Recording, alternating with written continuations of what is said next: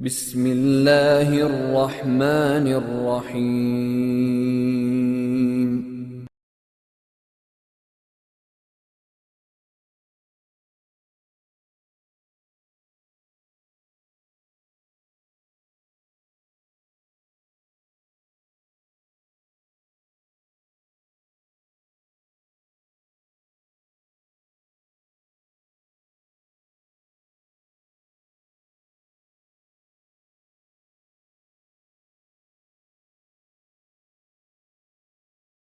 السلام عليكم ورحمة الله وبركاته.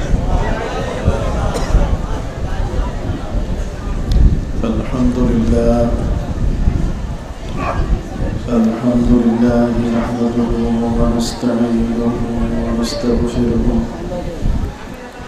ونؤمن به ونتوكل عليه ونعوذ بالله من شرور أنفسنا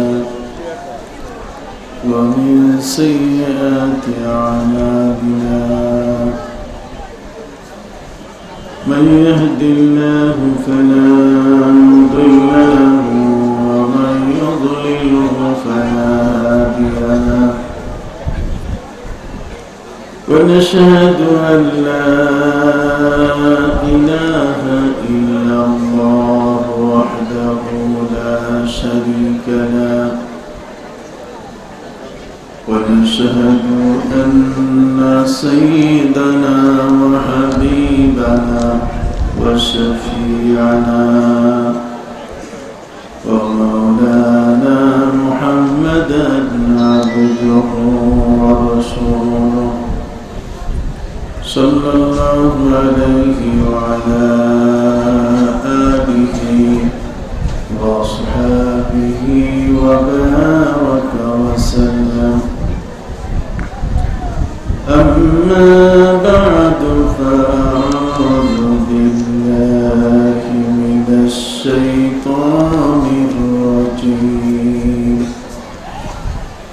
بسم الله الرحمن الرحيم. ألا إن أولياء الله لا خوف عليهم ولا هم يحزنون. الذين آمنوا وكانوا يتقون لهم البشرى في الحياة الدنيا وفي الآخرة لا تبديل لكلمات الله ذلك هو الفوز العظيم. وقال تعالى مخبرا وآمرا إن الله وملائكته يصلون على النبي يا أيها الذين آمنوا صلوا عليه وسلموا تسليما.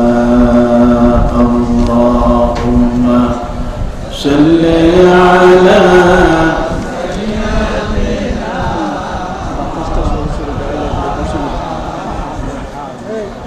একটু সেট করবেন কমাই দেয়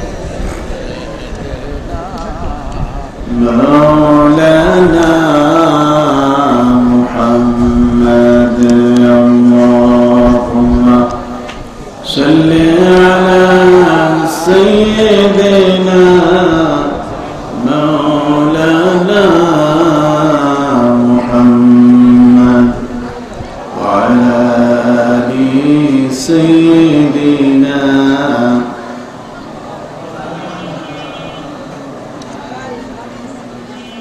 মদিনা মদিনা বলে কান্দি আমি যারে যার মদিনা মদিনা বলে কান্দি আমি যারে যার দেখা দেন গো দয়াল নবী ডাকি আমি বারে বার আল্লাহুম্মা সাল্লি আলা মাওলানা মুহাম্মদ ওয়া আলা আলি সাইয়্যিদিনা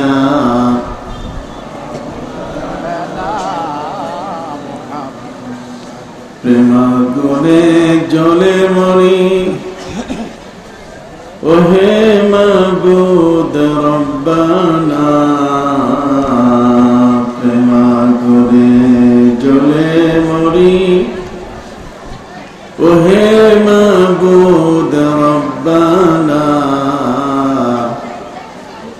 যার জন্যে পাগল আমি সে তো সোনার মদিনা আল্লাহুম্মা সাল্লি আলা সাইয়্যিদিনা মাওলানা মুহাম্মদ ওয়া আলা আলি সাইয়্যিদিনা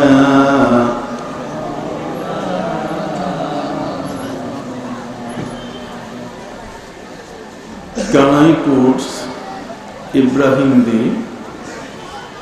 হক্কানি দরবার শরীফে হক্কানি দরবার শরীফ কল্যাণ ট্রাস্টের তত্ত্বাবধানে পীরে কামেল আলহাজ হযরত মাওলানা শাহ সুফি মোহাম্মদ ফজলুল হক শরীফ রহমতুল্লাহি আলাইহি 32তম ঐতিহাসিক ইসারে সওয়াব ওয়াজ মাহফিলের শ্রদ্ধাভাজন সভাপতি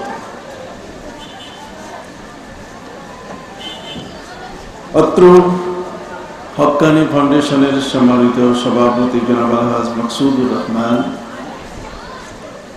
মতওয়াল্লি জনাব আলহাজ এস.এম. আজিজুল হক ফরিদ সহ আজকের প্রধান আলোচক চট্টগ্রাম বিশ্ববিদ্যালয়ের ইসলামের ইতিহাস ও সাংস্কৃতিক বিভাগের সম্মানিত চেয়ারম্যান ডক্টর আল্লামা এস.এম. বুরহানুদ্দিন এবং আমার পূর্ববর্তী আলোচক বন্ধুবর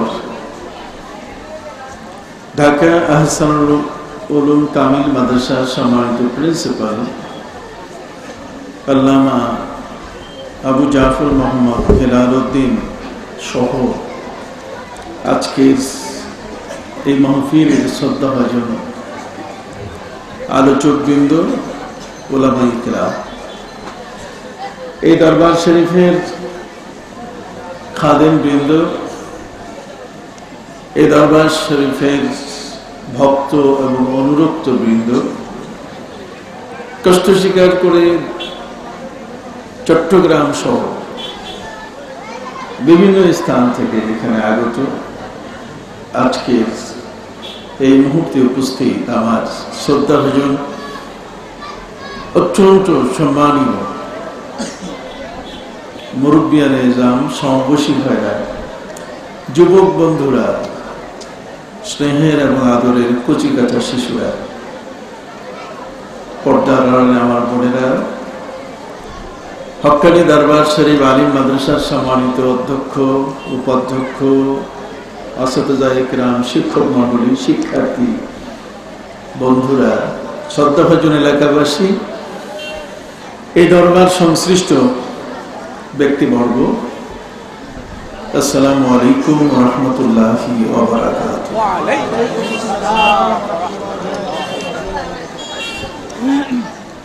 মহাগ্রন্থ আল কোরআন থেকে আমি আপনাদের সামনে আয়াতে কারিমা তেলাওয়াত করেছি। আপনারা সকলেই জানেন আমাদের এই বাংলাদেশটি একটি ছোট দেশ।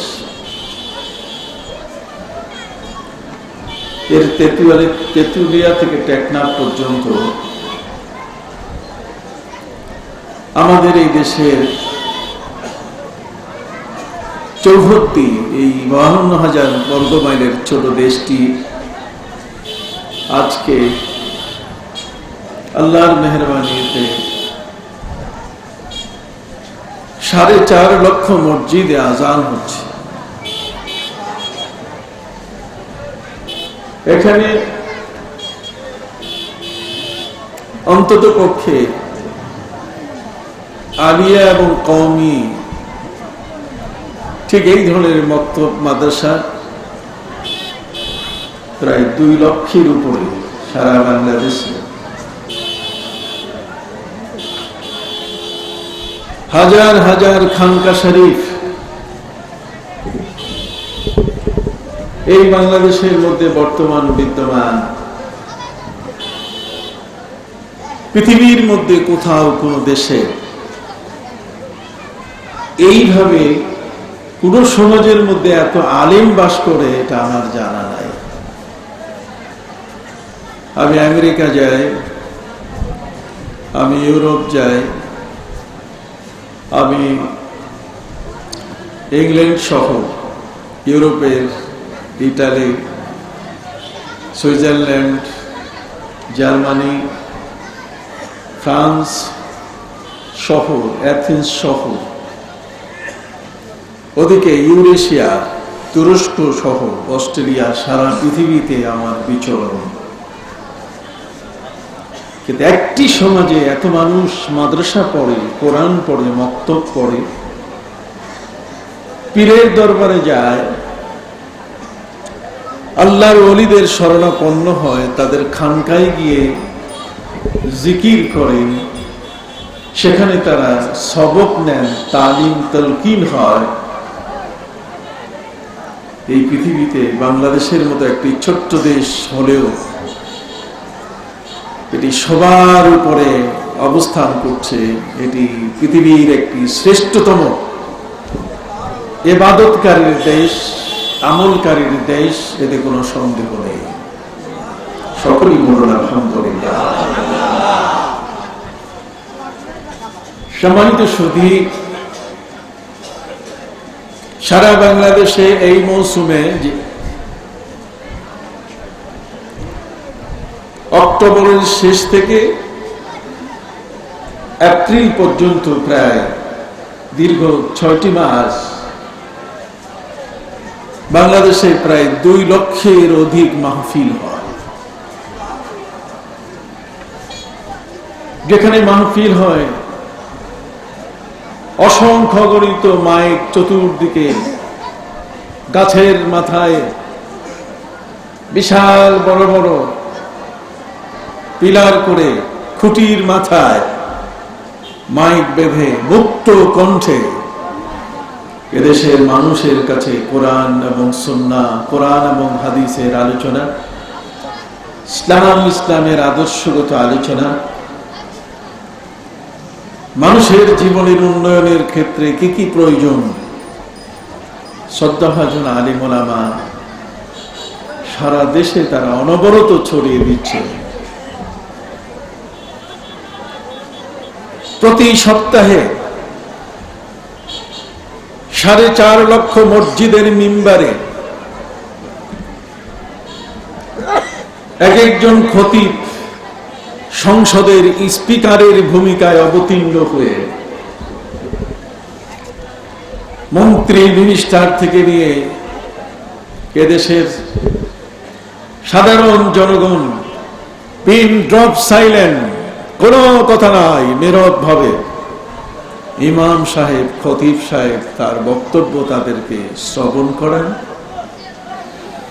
এবং সপ্তাহের একটি রুটিন তাদের কাছে উপস্থিত করেন। প্রতিদিন ফজরের নামাজের পরে ইমাম সাহেব সূরা হাশরের আয়াত সহ আমাদের সামনে আয়াতুল কুরসি সহ আমাদের মাঝে কুলখানি করেন আমাদের মুর্দেগানের জন্য, যারা আমাদের ছেড়ে কবরে চলে গেছেন তাদের জন্য দোয়া মাগফিরাত বিশেষভাবে অনুষ্ঠানের আয়োজন হয়। এই একটি মাত্র দেশ বাংলাদেশ যেখানে সবচেয়ে বেশি মানুষের হাত, দোয়ার হাত প্রতি নামাজের পরে আল্লাহর দরবারে উত্তোলিত হয়।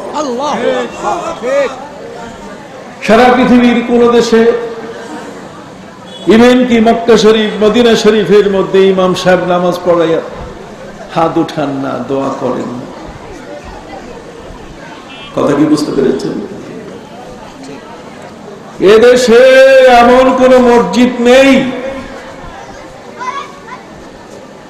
দুই একটা ছাড়া, যারা চরম ওয়াহাবি নজদি, চরম ইসলাম বিদ্বেষী, ইসলামের মূল অবকাঠামো সম্পর্কে যাদের ধারণা জিরো পর্যায়ের, শূন্যের কোটায়, এই ধরনের ইমাম ছাড়া বাকি বাংলাদেশের কোন মুসল্লি আজ পর্যন্ত নামাজে দোয়া পায় না, হাত উঠাইয়া ইমাম সাহেব দোয়া করেন না, এমন মসজিদের সংখ্যা খুঁজে পাওয়া যাবে না। সম্মানিত সুধী, আপনি সকলেই জানেন এদেশে মিলাদ শরীফ হয়, কিয়াম শরীফ হয়, নবীজিকে দাঁড়িয়ে সালাম দেয়। এদেশের মানুষ যত পাগড়ি পড়েন, পৃথিবীর কোথাও এত পাগড়ি পরা মানুষ নাই। এদেশে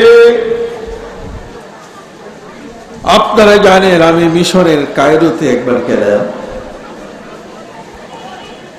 ইমামের পেছনে নামাজ পড়লাম, মাগরিবের নামাজ, মিষ্টি মধুর কণ্ঠে আমি তন্ময় হয়েছি। আমি অবাক হয়েছি, এত চমৎকার কোরআনের তেলাওয়াত। নামাজের পরে আমার ইচ্ছে হলো ইমাম সাহেবের হাতে হাত মিশিয়ে আমি তার কাছে দোয়া চাইব, কিন্তু পারিনি। আমার কাতার থেকে আমি আগাতে পারি নাই, কারণ আমি দেখলাম যে ইমাম সাহেব নামাজের পরে তার দাড়ি খুলে টাঙ্গায় রেখে চলে যাচ্ছে, আর্টিফিশিয়াল দাড়ি। নামাজের সময় ইমাম সাহেব মুখে দাড়ি লাগায়, আবাকুবা পড়েন, ভিতরে ফুল প্যান্ট শার্ট, তিনি ভিতরে মাস্টার, আর উপরে তিনি মাওলানা। আমি আমার চোখে এমন একটি প্রত্যক্ষ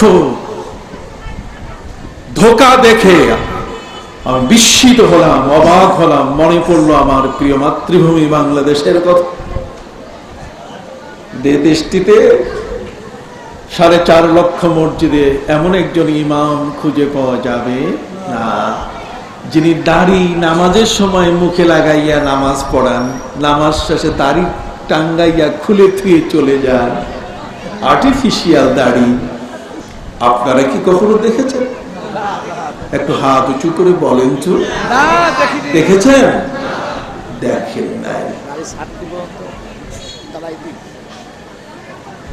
সম্মানিত সুধী, হক্কানি দরবার শরীফে আমার জীবনের প্রথম আসা। আমি পৃথিবীর বিভিন্ন অঞ্চল, বাংলাদেশে আপনাদের এই মাগুরা, কুষ্টিয়া, ঝিনাইদহ, ফরিদপুরের একটি অঞ্চল এবং সারা বাংলাদেশে আমি আমার বিচরণ আছে। কিন্তু আজকে এই হক্কানি দরবার শরীফে আমি আসতে পেরে নিজকে ভাগ্যবান মনে করছি। মনে হচ্ছে মনের কথাগুলো বলার জায়গা আমি পেলাম। মনের গভীরে বারবার উকি ঝুঁকি দেয় কথাগুলো আমি আপনাদের সামনে তুলে ধরবার প্রয়াস পাব। আমি শক্তি পাবো, সাহস পাবো। এই বাংলাদেশে কিছু ভাড়াটিয়া আলেম ঢুকেছে। এরা এদেশের তাহজিব তামাদ্দুন, এদেশের শিষ্টাচার, এদেশের সংস্কৃতি, এই দেশের বাংলাদেশের ইসলামের স্বাধীনতা যে কারণে আনা হয়েছে, এদেশের মুসলমান যে উদ্দেশ্যে,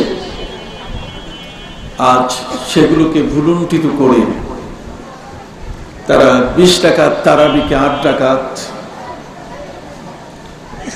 এরা বেতেরের নামাজ 1 রাকাত, এরা আমার প্যারা নবী, আমার প্যারা রাসূল সাল্লাল্লাহু আলাইহি সাল্লামের জিয়ারতে সফরকে বেদাত বলা সহ,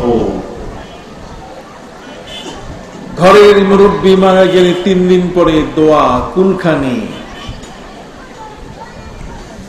আমাদের সমাজের ভেতরে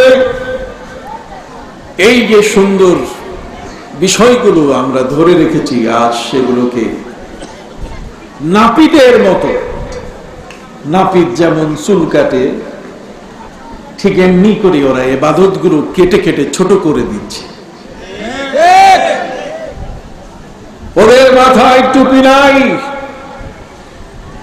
ওদের মুখে দাড়ি দেখা যায় না, ওদের আমল আখলাক ফিরিঙ্গি কায়দায়, ওরা গোগল মৌলবী ছাত্র, ওরা নম্বর হাদিসের ছাত্র, ওদের আসল ওস্তাদ খুঁজে পাওয়া যায় না। সম্মানিত সুধী, আজ তাদের যাতনায় অস্থির বাংলাদেশের এই ভূখণ্ডের 4.5 লক্ষ মসজিদের ইমাম, মুয়াজ্জিন, এদেশের সম্মানিত মুসল্লিয়ানে ইকরাম, দিনদার মুসলমান ভাইরা, এমনিতেই 3 দিকে ঘেরা কাটা তারের বেড়া, ওরা কেউ আমাদের নয়। মায়ানমারে কত নির্মম ভাবে আমার ভাই বোনদেরকে কেটে কেটে টুকরা করা হল।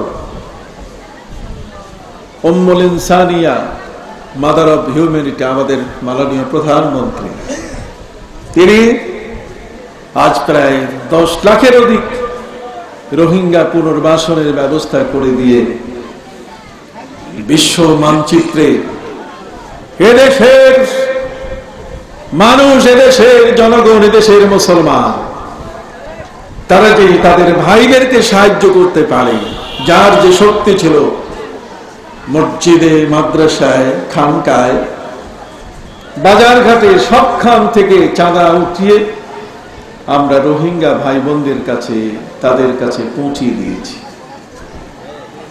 সম্মানিত সুধী ভাইরা, ওদিকে রোহিঙ্গাদের উপরে নির্যাতন, পার্শ্ববর্তী দেশে মোদী সরকার দাড়ি নিষিদ্ধ করেছে, মসজিদ ভেঙে ফেলা হয়েছে, জোর আওয়াজে আজান দেওয়া যাবে না। 3 দিকে আমাদের কেউ নেই, বহু দূরে কেউ নাই। ওই উত্তর দিকে তাকালে নেপাল, ভুটান, চীন, মঙ্গোলিয়া, কেউ আমাদের নয়। পূর্ব দিকে তাকালে মায়ানমার, ফিলিপাইন, ওই জাপান, ওদিকে আমাদের কেউ নাই। ঠিক পশ্চিমের দিকে তাকালেও আমাদের তেমন কাছের কেউ নাই। 3 দিকের কাটা তারের বেড়া, আর দক্ষিণে বঙ্গোপসাগর অথই পানিতে ভরা, পালাবার কোনো জায়গা নাই। এই চতুর্দিকের পরিবেষ্টিত,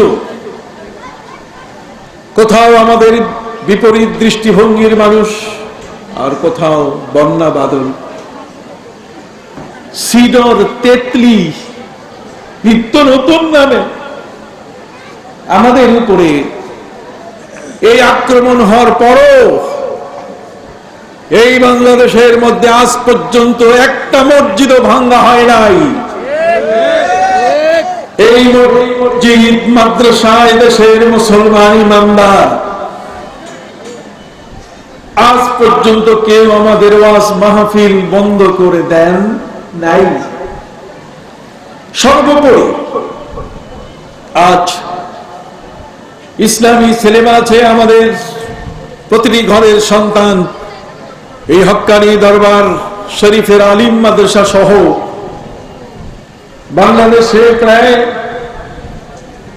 ১.৫ লক্ষের অধিক মাদ্রাসা শিক্ষক এখানে কামিল, ফাজিল, আলিম, দাখিল স্তরে আমাদের সন্তানরা যেভাবে লেখাপড়া করে পৃথিবীর কোন জাতি, কোন দেশে এইভাবে কোন পরিবার থেকে মাদ্রাসায় এত লোক লেখাপড়া করে এই ইতিহাস নাই।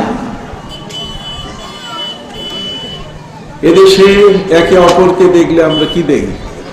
সালাম দেই। এদেশে আমাদের বাংলাদেশের আমরা যারা আমাদের মুখের দাড়িগুলো যদি এক জায়গা করা যায়, পৃথিবীতে সারা জগতের সমস্ত পৃথিবীর মুসলমানের দাড়িগুলো একসাথে করলে এতগুলো দাড়ি পাওয়া যাবে না। যতগুলো টুপি আমাদের মাথায় আছে, আমরা যে টুপিগুলো মাথায় দেই, পৃথিবীর সমস্ত মানুষের টুপি একসাথে করলে বাংলাদেশের মানুষের টুপির সমান হবে না। বাংলাদেশে আমার বোনেরা যে বোরকা পরেন, পৃথিবীর কোথাও এত বোরকা পরা মহিলা দেখা যাবে না। তাহলে এই যে পরিবেশটি তৈরি হয়ে এসছে, কারা তৈরি করলেন? এই পরিবেশের ভিত্তি কে দিয়েছেন? কাদের দ্বারা এই ভিত্তি প্রতিষ্ঠিত হয়েছে? যার কারণে আমার ঘরে আজকে বাবা তার সন্তানকে নির্দ্বিধায় মাদ্রাসায় তার সন্তানকে দিয়ে আবেদন করেন, প্রভু আমার সন্তানের পয়সা খাওয়ার উদ্দেশ্য নয়, বরং এর পেছনে যদি আমি নামাজ পড়তে পারতাম, আমার জানাজাটা যদি আমার সন্তান পড়তে পারত, কথা বল না, আমার জানাজা যদি আমার সন্তান পড়তে পারে, একজন বাবা তার জীবনের সবকিছু তার সন্তানকে লুটিয়ে দিতে চায়।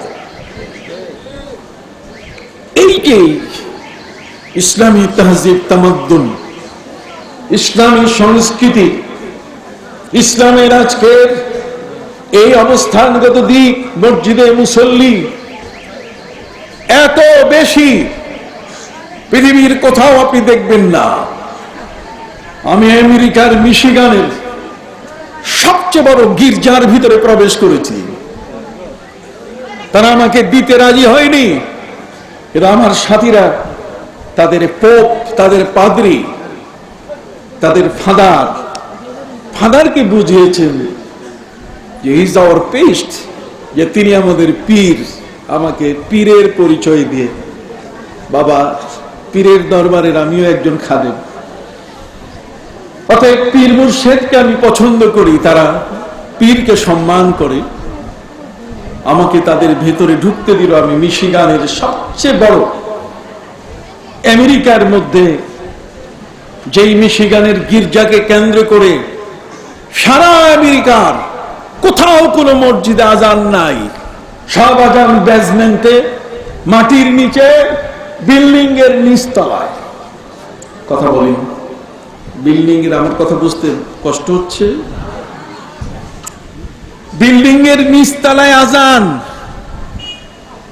আজ থেকে 15 বছর আগে আমি আমেরিকা যাই, আগামী 10 তারিখে আমি আমেরিকা যাব। 15 বছর ধরে আমি আমেরিকা, ইংল্যান্ড, ইউরোপ যাই।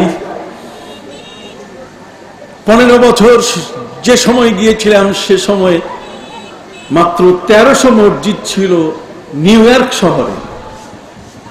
আর আজকের নিউ ইয়র্ক শহরের মধ্যে মসজিদের সংখ্যা প্রায় 7,000।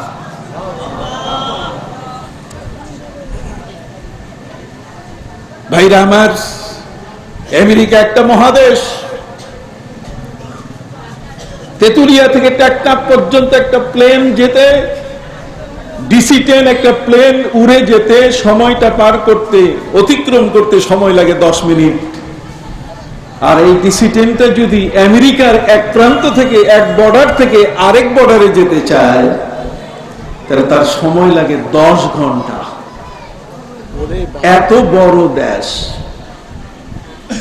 আমেরিকার। New York, new jersey, Pennsylvania, Philadelphia, Washington DC, Boston, buffalo, Michigan, California, আমি তাদের সেই দেশগুলোতে ঘুরে বেড়াই। আমি আমার অভিজ্ঞতাকে আপনাদের সামনে তুলে ধরতে চাই একটি কারণে। আমি মুসলমান, আমার রক্ত মুসলমানের রক্ত, আমার টুপি মুসলমানি টুপি, আমার পোশাক ইসলামের পোশাক। আমি মুসলিম। কি বলেন ঠিক কিনা? আমি কি মুসলিম? আমি মুসলমান।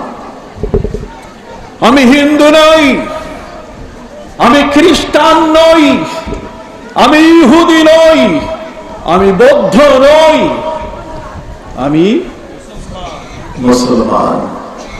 কিন্তু সেই মুসলমানিয়ত, আমার ইসলামের দাবিগুলো কি আমার কাছে আছে? সম্মানিত সুধী, আজ আমার দেশের সংস্কৃতি আমার হাতে ধ্বংস হয়ে যাচ্ছে। তাওহীদের হায় এ চিরশাবক, ভুলিয়া গিয়াছি সে তকবীর। দুর্গা নামের কাছাকাছি প্রায়, দুর্গাই গিয়া লুটাইছি। ওদের যেমন রামনারায়ণ, মোদের তেমনি মানিক পীর। ওদের দুধ কলার সঙ্গে মিশিয়া গিয়াছে মোদের ক্ষীর। আজ আমরা ওদের দেবদেবীর পূজা আমরা দেখতে যাই, আমরা প্রধান দর্শক। ওদের দেবীকে বিসর্জন দিলে সেখানে প্রথম কাতারের দর্শক আমরা হই। কথা বল। সংস্কৃতি হারিয়ে গেছে, নাম পরিবর্তিত হচ্ছে। চাচা নাই, আঙ্কেল চলে এসছে। চাচি নাই, ফুপি নাই, আন্টি, নতুন শব্দ চলে এসছে। আমি আমার আমেরিকান বন্ধুদের জিজ্ঞেস করলাম, ইংল্যান্ডের বন্ধুদের জিজ্ঞেস করলাম যে তোমাদের আঙ্কেল আমার দেশে পাঠালে, তোমাদের আন্টি আমার দেশে পাঠালে, বলো তো আঙ্কেল কাকে বলে তোমার দেশে? ওরা বলছে হুজুর আঙ্কেল বলে যে জুতা মুছে। কথা বল না, মুসি, যে জুতা মুছে, মানুষের জুতা কালার করে রং করে দেয়, এই মুসিকে ওরা ডাকে কি কইয়া? আঙ্কেল কইয়া। আজ আঙ্কেল সংস্কৃতি আমাদের মধ্যে ঢুকে পড়েছে। নিত্য নতুন নাম, জয় উল্লাস, চীন জাপান, কত যে নিত্য নতুন নাম, তার শেষ নেই। তাওহীদের হায় এ চিরশাবক, ভুলিয়ে গিয়াছি সে তকবীর। দুর্গা নামের কাছাকাছি প্রায়, দুর্গাই গিয়া লুটাইছি। ওদের যেমন রামনারায়ণ, মোদের তেমনি মানিক পীর। ওদের দুধ কলার সঙ্গে মিশিয়া গিয়াছে মোদের ক্ষীর। এদেশ, এটি বাংলাদেশ, এটি আমাদের প্রিয় মাতৃভূমি। এদেশে ইসলামের সংস্কৃতি, ইসলামের ইবাদত, ইসলামের মূল বিষয়টি যদি এক লাইনে কেউ বলতে চায়, তাহলে আমি বলবো যে কোরআন নাজিল হয়েছে আরবে, এটার রিসার্চ হয়েছে মিশরে, আর এটার আমল ইবাদতটা হয়েছে বাংলাদেশ। কোরআনের বাস্তব রূপ এদেশের মানুষ, আমরা সেটা আমল করি। এদেশের মানুষ এই আমলি জীবনটা খুঁজে পেল কোত্থেকে? আমি একটি শব্দ ব্যবহার করেছি, যা আমরা এখানে ভাড়াটিয়াদের দেখতে পাচ্ছি। কথা বলেন, কাদেরকে? ভাড়াটিয়া। শব্দটি ক্ষমা চাওয়ার মতো শব্দ নয়। শহরের মধ্যে বাড়িওয়ালা আছে, ভাড়াটিয়া আছে। দেশের মধ্যেও কিছু ভাড়াটিয়া ঢুকে পড়েছে। এ দেশ, এটি লক্ষণ সেনের দেশ ছিল। এ দেশ ছিল গোবিন্দ রাজের দেশ। এ দেশ ছিল জৈন্তা রাজার দেশ। এ দেশ ছিল বীর বিক্রম আদিত্যের দেশ। এ দেশে কালেমা শব্দ উচ্চারণ করা যেত না। এদেশে রাজা মহারাজাদের বাড়ির সামনে কোন মুসলমান ছাতা মেলে পায়ে জুতা পরে তার রাজদরবারের সামনে রাস্তা দিয়ে হেঁটে যাবে সাহসটুকু ছিল না। ছাতা বন্ধ করে, বগল দাঁড়া করে, জুতা হাতে নিয়ে, সামাল দিয়ে, কাপড় চোপড় গুটিয়ে, মাথা নচক করে, নম করে তাকে রাস্তা পার হতে হতো। কিন্তু আজ মুক্ত বিহঙ্গের মতো মাথা উঁচু করে সিংহের মতো বজ্রকণ্ঠে একজন মুসলমান কথা বলছে এই জমিনে। পবিত্র কোরআনে আল্লাহ বলছেন, ওয়াসাকানতুম ফি মাসাকিনিল্লাযীনা যালামু আনফুসাহুম। আল্লাহ তোমাদেরকে সেখানেই আজকে থাকার সুযোগ করে দিয়েছেন যেখানে একদিন মুশরিকরা, যেখানে পূজারীরা, যেখানে সবচেয়ে বড় জুলুমবাজরা বাস করত। বুঝতে পেরেছে? ঠিক। এই জমিনের এমন কোন জায়গা পাওয়া যাবে না। গ্রামীণ টাওয়ার বলেন, রবি টাওয়ার বলেন,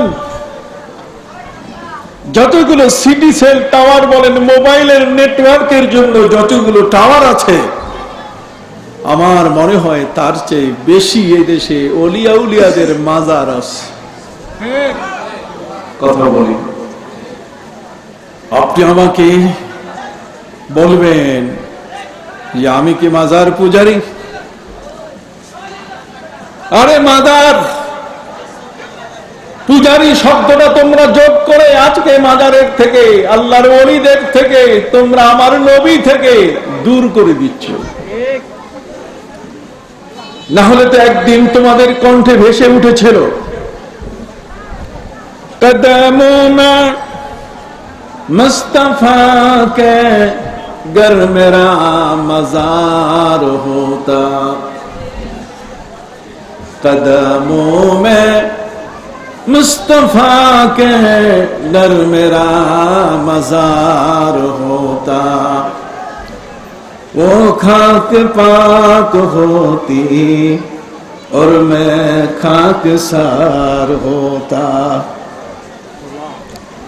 নবীজি রওজার পাশে, রওজা মুবারকের পাশে যদি আমার মাজার হতো, তাহলে আমি আমার কবরটাকে মাজার বলতে পারি। আরেকটা কবর হলে সেখানে মাজার পূজা হইয়া যায়। এই যে বিভ্রান্তিমূলক বক্তব্য, যা আমাদেরকে বিষাক্ত করে ফেলেছে। সম্মানিত সুধী ভাইরা আমার, এই বাংলাদেশের জমিন, এটি আল্লাহর একটি মকবুল জমিন। বড় করে বলুন সুবহানাল্লাহ। এদেশের একজন হিন্দু, তাকে যদি জিজ্ঞাসা করেন যে মশায়, হিন্দু হলে মশায় আর মুসলমান হলে মিয়া সাহেব, কি বলেন ঠিক কিনা? আমাদের তো বাবা একটু বয়স হয়েছে, ভাষাগুলো তো আমাদের জানা। মিয়া সাহেব মুসলমান আর মশাই হলেন হিন্দু। তো মশাইকে যদি আপনি জিজ্ঞাসা করেন, মশাই আপনি যে আমাদের বাংলাদেশে বাস করেন, আচ্ছা বলেন তো 5 ওয়াক্ত আজান কি আপনি জানেন কিছু? তাহলে আমার বাংলাদেশের মধ্যে এমন কোন বিন্দু কোন জায়গা কি আছে যেখানে আজান শোনা যায় না? একটু হাতটা উঁচু করে দেখেন না, আল্লাহর কাছে সাক্ষী দান করুন, এর সাক্ষ্য দিন। যে দেশের মাটিতে আজান নিষিদ্ধ ছিল, এদেশের মাটিতে কলেমা বলা নিষেধ ছিল, গোবিন্দরাজের দেশে, লক্ষণ সেনের দেশে, যেখানে প্রতিটি মুহূর্তে উলুধ্বনি উঠত, আর সেই দেশের মধ্যে আরেকবার পুনরাবৃত্তি করছি 4.5 লক্ষ মসজিদে আযান।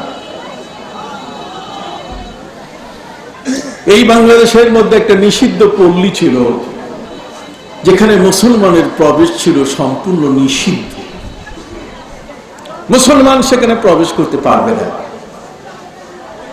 এই জায়গাটি বাংলাদেশের ভেতরে, আর সেটি হলো সিলেটের জাফলংয়ের আগে জৈন্তা রাজার রাজ্য। সেখানে জৈন্তা রাজা বাস করতেন। আপনারা যদি সিলেটের জাফলং পাথর যেখানে উত্তোলিত হয় সেখানে যান, তাহলে আপনারা দেখতে পাবেন ওই জায়গাটিতে জৈন্তা অতিক্রম করে যেতে হয়। জৈন্তা রাজার এই দেশটি, এদেশে মুসলমানের প্রবেশ নিষিদ্ধ ছিল, কোন মুসলমান প্রবেশ করতে পারবে না। সংবিধান ছিল, সংবিধানের মধ্যে লেখা ছিল রাজার পরে রাজা হবেন তার ভাগ্না। পৃথিবীতে রাজার পরে রাজার ছেলে হয়, রাজা হয় রাজার কি ছেলে। কিন্তু জৈন্তা রাজার এরা হচ্ছে খাসিয়া। এরা কি খাসিয়া? এই খাসিয়া সম্প্রদায়, তারা কিন্তু রাজার পরে তাদের ছেলে রাজা হয় না, রাজার পরে রাজা হন রাজার বড় ভাগ্না। তো জৈন্তা রাজা যখন মারা যাচ্ছেন, তখন মন্ত্রী পরিষদ জিজ্ঞাসা করে বসলেন যে জাহাপনা, আপনি তো পটল তুলতে যাচ্ছেন, আপনি তো এখন মারা যাচ্ছেন, তো আপনি আপনার পরবর্তী, আপনার পরে যিনি দেশ পরিচালনা করবেন, আপনার ভাগ্না কে কোথায় আছে যদি আপনি বলেন, তাহলে আমরা এখন এনে আপনার সামনে আমরা শপথ পড়িয়ে তাকে রাষ্ট্রের প্রধানের চেয়ারে বসাই দেই। জৈন্তা রাজা বললেন, শোনো, আমরা 2 ভাই 1 বোন, বড় ভাই মরে গেছেন, আমি বেঁচে আছি, আমি দেশের রাজা, কিন্তু আমার বোনের বিয়ে হয়েছে মুর্শিদাবাদে, পশ্চিমবঙ্গে মুর্শিদাবাদ। অতএব সেই মুর্শিদাবাদে আমার বোন, আমি জানি না যে এই পরিবারটির সাথে তার বিয়ে হয়েছে, ছেলে মেয়ে কয়জন তা আমার জানা নেই। আমি ফরমান জারি করলাম, তোমরা একজন রাষ্ট্রদূত পাঠিয়ে দাও, আমার বোনের ছেলে তাকে ডেকে এনে তোমরা দেশ দিয়ে দাও। বাইরে আমার বাংলাদেশের সিলেট জৈন্তাপুর এলাকায় জৈন্তা রাজার রাজকীয় ফরমান নিয়ে রাষ্ট্রদূত রওনা হয়ে গেলেন মুর্শিদাবাদে। বর্তমান সময়কালে মানুষ প্লেনে যায়, মানুষ হেলিকপ্টারে যায়, মানুষ অত্যাধুনিক যানবাহন ব্যবহার করে যায়, দ্রুত যান ব্যবহার করে থাকে, নানা ধরনের যাতায়াত সুযোগ সুবিধা ভোগ করে।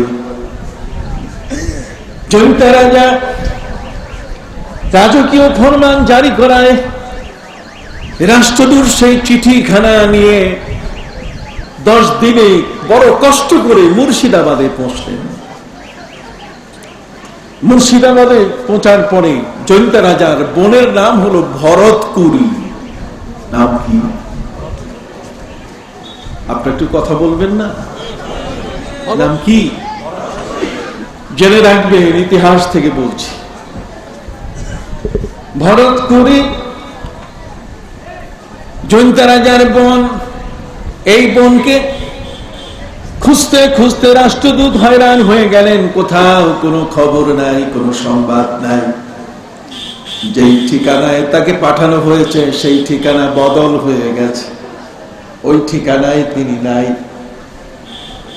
বিফল মনোরথে রাষ্ট্রদূত যখন না পেয়ে দেশের দিকে রওনা করলেন, শেষ পর্যন্ত তিনি রওনা হওয়ার প্রকালে দেখতে পেলেন রাস্তার পাশে শতবর্ষী 100 বছরের বেশি বয়সী একজন বুড়া মানুষ বসা। তিনি জিজ্ঞাসা করলেন, মিয়া সাহেব, আমি জৈন্তা রাজার পক্ষ থেকে তার বোনকে খুঁজতে এসেছি, কিন্তু বোন ভরত করি, আমি তাকে খুঁজে পাচ্ছি না। এখানে কোন পরিবার, হিন্দু পরিবারের সাথে তার বিয়ে হয়েছে, ঠিকানা বদল হয়ে গেছে, আমি এখন পাচ্ছি না, আপনি কি তার ঠিকানা জানেন? ওই জৈন্তা রাজা, যে জৈন্তা রাজায় কালেমা নিষেধ, আজানের শব্দ নিষেধ, যেখানে মুসলমানের প্রবেশ কি নিষেধ। মিয়া সাহেব, 100 বছরের বৃদ্ধ মানুষটি জৈন্তা রাজার রাষ্ট্রদূতকে জানিয়ে দিলেন, হ্যাঁ, ভরত করি নামে একজন মহিলা, তিনি পরিচয় দেন তার ভাই বর্তমান জৈন্তা রাজ্যের রাজা। সেই মহিলা ভরতকুরি, এখন ভরতকুরি নেই, উনি এখন নূরজাহান হয়ে গেছেন। ওই বাড়ি এটা তার, এখানে একজন মুসলমানের সাথে তিনি বিয়ে বসে তিনি মুসলমান হয়েছেন। কি অবাক কাণ্ড, কি কঠিন অবস্থা! রাষ্ট্রদূত এত কঠিন বিপদের মধ্যে পড়ে গেলেন। রাজকীয় ফরমান, রাজার বোনের সন্তান ভাগনাকে নিয়ে যেতে হবে, কিন্তু দেশটা হলো এমন দেশ, যেই দেশের মধ্যে মুসলমানের প্রবেশ নিষেধ, যেই দেশের মধ্যে কোরআনের প্রবেশ নিষেধ, যেই কোরআনের মধ্যে কালেমার প্রবেশ নিষেধ, যেই দেশের মধ্যে আযান নিষিদ্ধ করা হয়েছে। ভাইরা আমার, রাষ্ট্রদূত তিনি জিজ্ঞাসা করলেন অবাক বিস্ময়ে, মিয়া সাহেব, ওই বাড়িতে উনি মুসলমান, কহ আমি এখন কি করি? অবশ্যই রাজকীয় ফরমান তার হাতে পৌঁছাতে হবে, কাজে চলেন বাড়িটা, গেটটা দেখায় দেন। শতবর্ষী বৃদ্ধ মানুষটির সঙ্গী হয়ে রাষ্ট্রদূত রাজকীয় ফরমান নিয়ে যখন সেখানে পৌঁছলেন, পৌঁছার পরে অবাক হয়ে গেলেন, চতুর্দিকে ঘেরা বাড়ি, গেট শক্ত মজবুত করে লাগা, আর গেটের উপরে লেখা আছে নো অ্যাডমিশন উইদাউট পারমিশন, বিনা অনুমতিতে প্রবেশ নিষেধ। আপনার সুবহানাল্লাহ কন না কেন? বিনা অনুমতিতে প্রবেশ কি? আপনাদের কি বুঝতে কষ্ট হচ্ছে? আমি সহজ করে আপনাদের সামনে বলার চেষ্টা করছি, কোনো কঠিন ওয়াজ করব না। সম্মানিত সুধী, পবিত্র কোরআনের আয়াত তিনি দেখতে পেলেন, গেটের কপালে মহাগ্রন্থ আল কোরআনের আয়াত আরবি ভাষায় লেখা। জিজ্ঞেস করলেন রাষ্ট্রদূত, মিয়া সাহেব, এটা কি লেখা?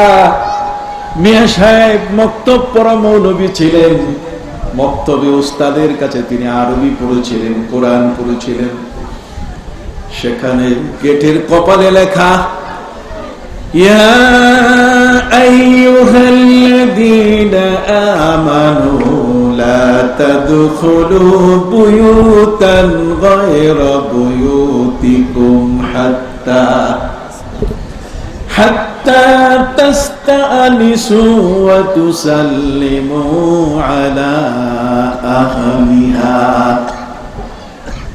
হে ইমানদার ব্যক্তিরা, তুমি মুসলমান, আরেকজনের মুসলমান তার ঘরের মধ্যে অনুমতি ছাড়া প্রবেশ করতে পারবে না। খবরদার, অনুমতি ছাড়া অন্যের ঘরে, অন্যের বাড়িতে প্রবেশ করা যাবে না। আমরা তো হুর হুর করে ভাবি ভাবি কইয়া একেবারে পাকঘরে গিয়ে চুলার পাশে গিয়ে বসি। কি বাবা মিথ্যা বলেছি? ইয়া আইয়ুহাল্লাযীনা আমানু লা তাদখুলু বুয়ুতান গায়রা বুয়ুতিকুম, হে ঈমানদার ব্যক্তিরা, যেটা তোমার বাড়ি নয়, যে বাড়ির মালিক তুমি নও, খবরদার আরেকজনের বাড়িতে বাড়িওয়ালার অনুমতি ছাড়া, তার পারমিশন ছাড়া তুমি প্রবেশ করো না। হাত্তা তাস্তানিসু, যতক্ষণ পর্যন্ত তুমি অনুমতি নিবে না। ওয়া তুসাল্লিমু আলা আহলিহা, এবং যতক্ষণ পর্যন্ত তুমি জোরে বাড়িওয়ালাকে সালাম দিবে না, ততক্ষণ পর্যন্ত তুমি প্রবেশ করবে না। তাহলে মহাগ্রন্থ আল কোরআনের বিধান হলো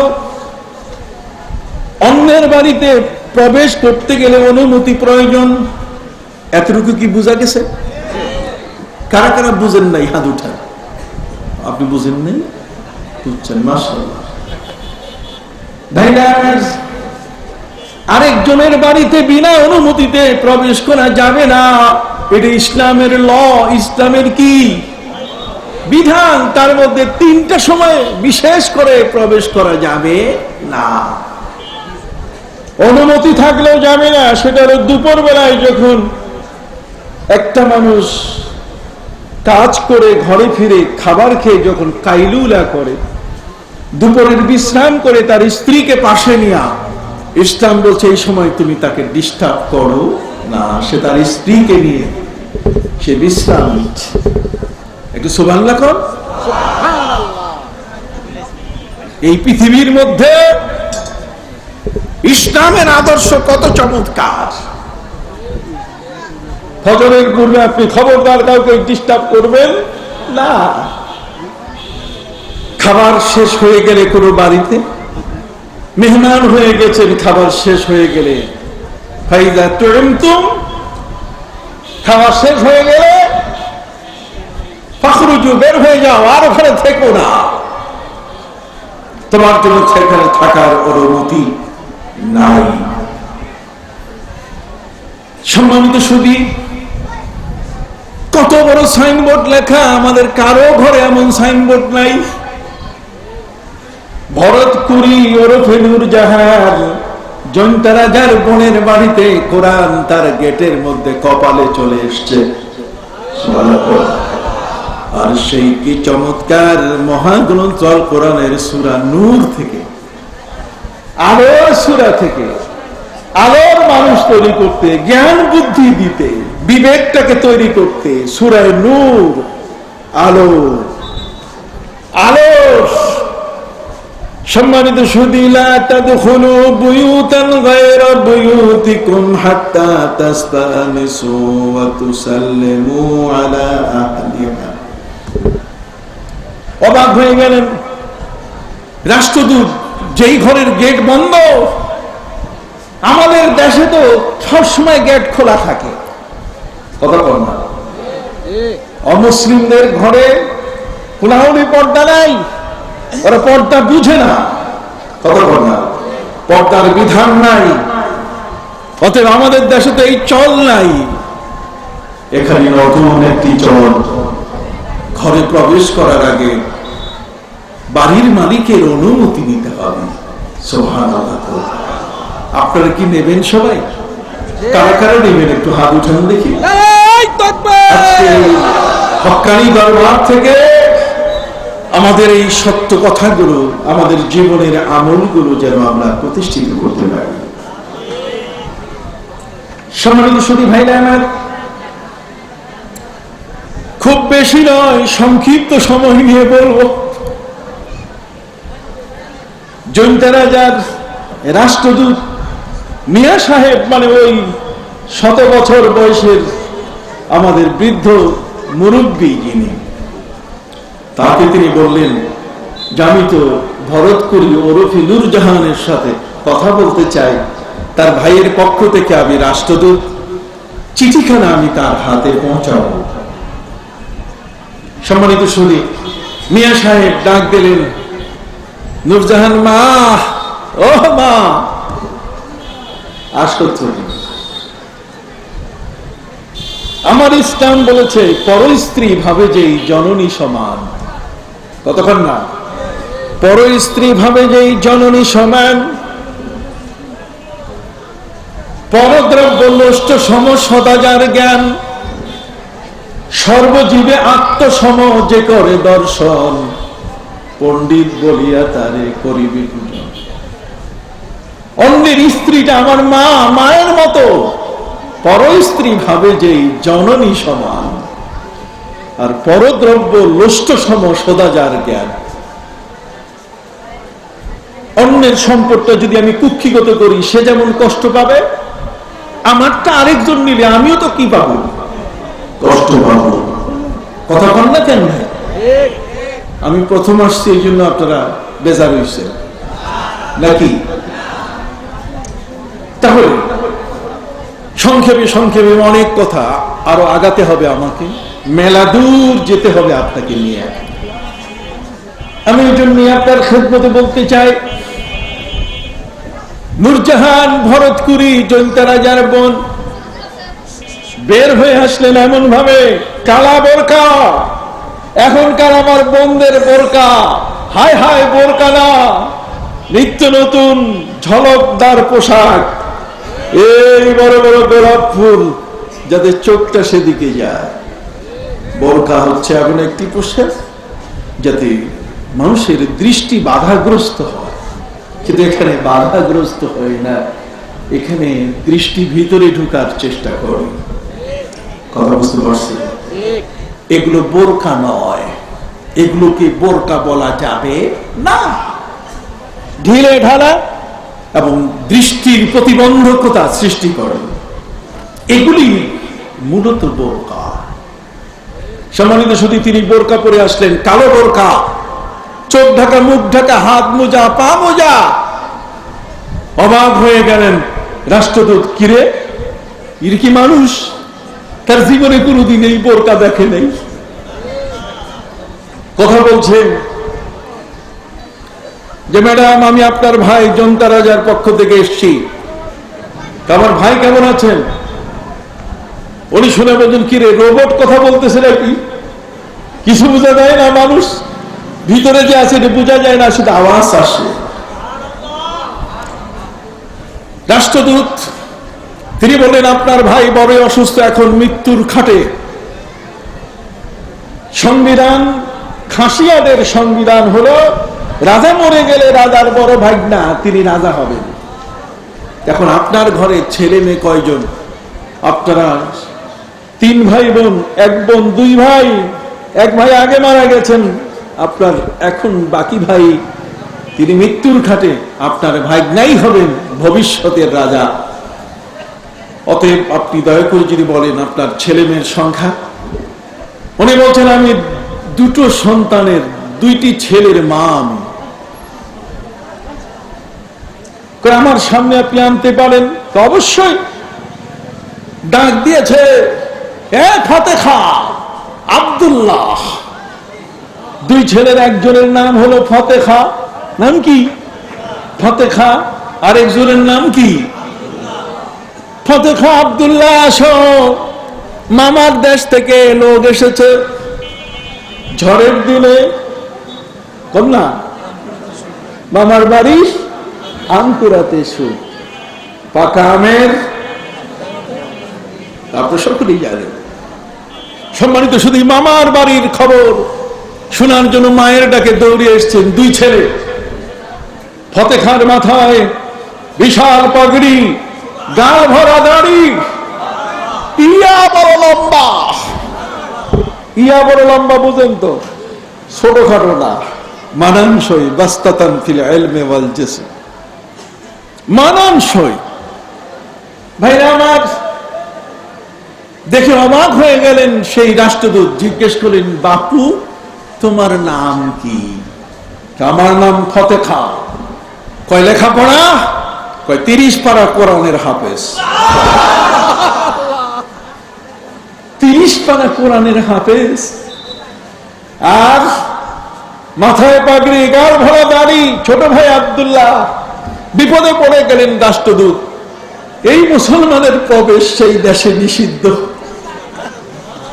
কথা বলো, এই মুসলমানের কোরআন প্রবেশ নিষিদ্ধ, কলেমা নিষিদ্ধ, দাড়ি নিষিদ্ধ, পাগড়ি টুপি নিষিদ্ধ, এগুলো সব এখন বিপদ ছাড়া কিছু না। কাজে সাইডা দেমা কাইন্দাবাসী, কথা বুঝেন নেই। রাষ্ট্রদূত চিন্তায় পড়ে গেলেন, আমি কি করব? নিয়ে যাওয়াও বিপদ, আর না নিয়ে গেলেও কি বিপদ। শেষ পর্যন্ত মুর্দার জান্নাতে যাও আর জাহান্নামে যাও, আমার হাদিয়া পাইলেই তো যথেষ্ট। কথা বুঝতে পারছি? তাহলে সম্মানিত সুধী, রাষ্ট্রদূত সিদ্ধান্ত নিলেন যে আমি নিয়ে দিব, রাষ্ট্রের হুকুম, রাজার বোনের ছেলেকে উপস্থিত করতে হবে, আমি উপস্থিত করব। ওরা বুঝবে যে এটা মুসলমান না হিন্দু না খ্রিস্টান, এটা কোরআন আর বাইবেল না, এটা তৌরাত না গীতা, কি নিয়ে আসছে এটা বুঝবে তারা। কথা কি বুঝতে পারছে? সম্মানিত সুধী, তিনি বললেন আপনার ভাইয়ের আমন্ত্রণ গ্রহণ করুন। ভরত করি ওরফে নুরজাহান, তিনি তার দুই ছেলেকে প্রস্তুত করে রাষ্ট্রদূতের সাথে নিষিদ্ধ পল্লী জৈন্তায় রওনা করলেন।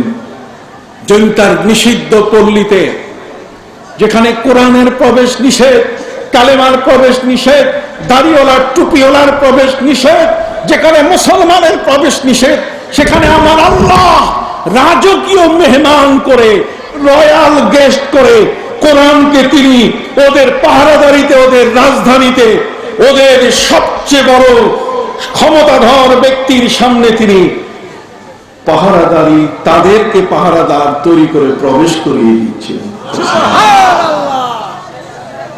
এদেশের ইসলাম প্রবেশ করেছে কিভাবে? ভাড়াটিয়ারা 20 টাকার তারাবি 8 টাকা বানাও, কথা বল না। তোমরা মাজার আল্লাহর ওলিদের সম্পর্কে বাজে কথা বলো, আমার কাছে শুনে নাও। তোমাদের চেয়ে একেবারে শূন্যের কোঠায় নয়, আমি বই লিখেছি তোমাদের জন্য, অনেক বই লিখেছি, প্রায় আমার 17টা বই লেখা। কত? 17টা বই লেখা। তোমরা আজকে আমাদেরকে বিভ্রান্ত করছো। তোমরা একামত দাও 11 শব্দের, অথচ 17 শব্দে বাক্যে একামত দিতে হয়। তোমরা ওসিলা মানো না, কথা বল না। কি মানে না? ওসিলা মানে না। এরা আমার নবী সাল্লাল্লাহু আলাইহি ওয়াসাল্লামের ঈদে মিলাদুন নবী, নবীর শানে তার জীবনের আলোচনা বেদাত বলে। আপনি চিন্তা করতে পারেন কোত্থেকে বলো তোমরা? তোমাদের কলিজায় সাহস এলো কোত্থেকে? তোমরা কি জানো এই দেশে যারা ইসলাম এনেছে তারা কারা? কথা বলুন।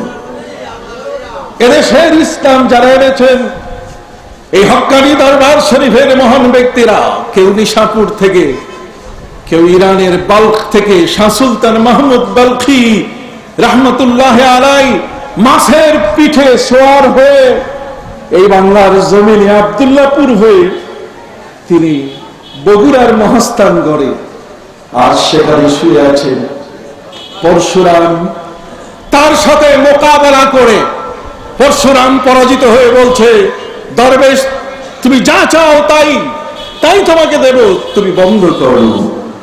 দরবেশ বললেন, আমি কিছু চাই না, একটা জায়নামাজ বিছাবার জায়গা আমাকে দাও, আমি আমার আল্লাহর ইবাদত করব। একটি জায়নামাজের জায়গা কতটুকু? দলিল সহ লিখে দেওয়া হবে। তিনি বললেন, জায়নামাজের জায়গা যতটুকু ততটুকু তো আমার, তুমি তো ডিস্টার্ব করবে না। না, আমি ডিস্টার্ব করব না। জায়নামাজের জায়গা দলিল হয়ে গেল।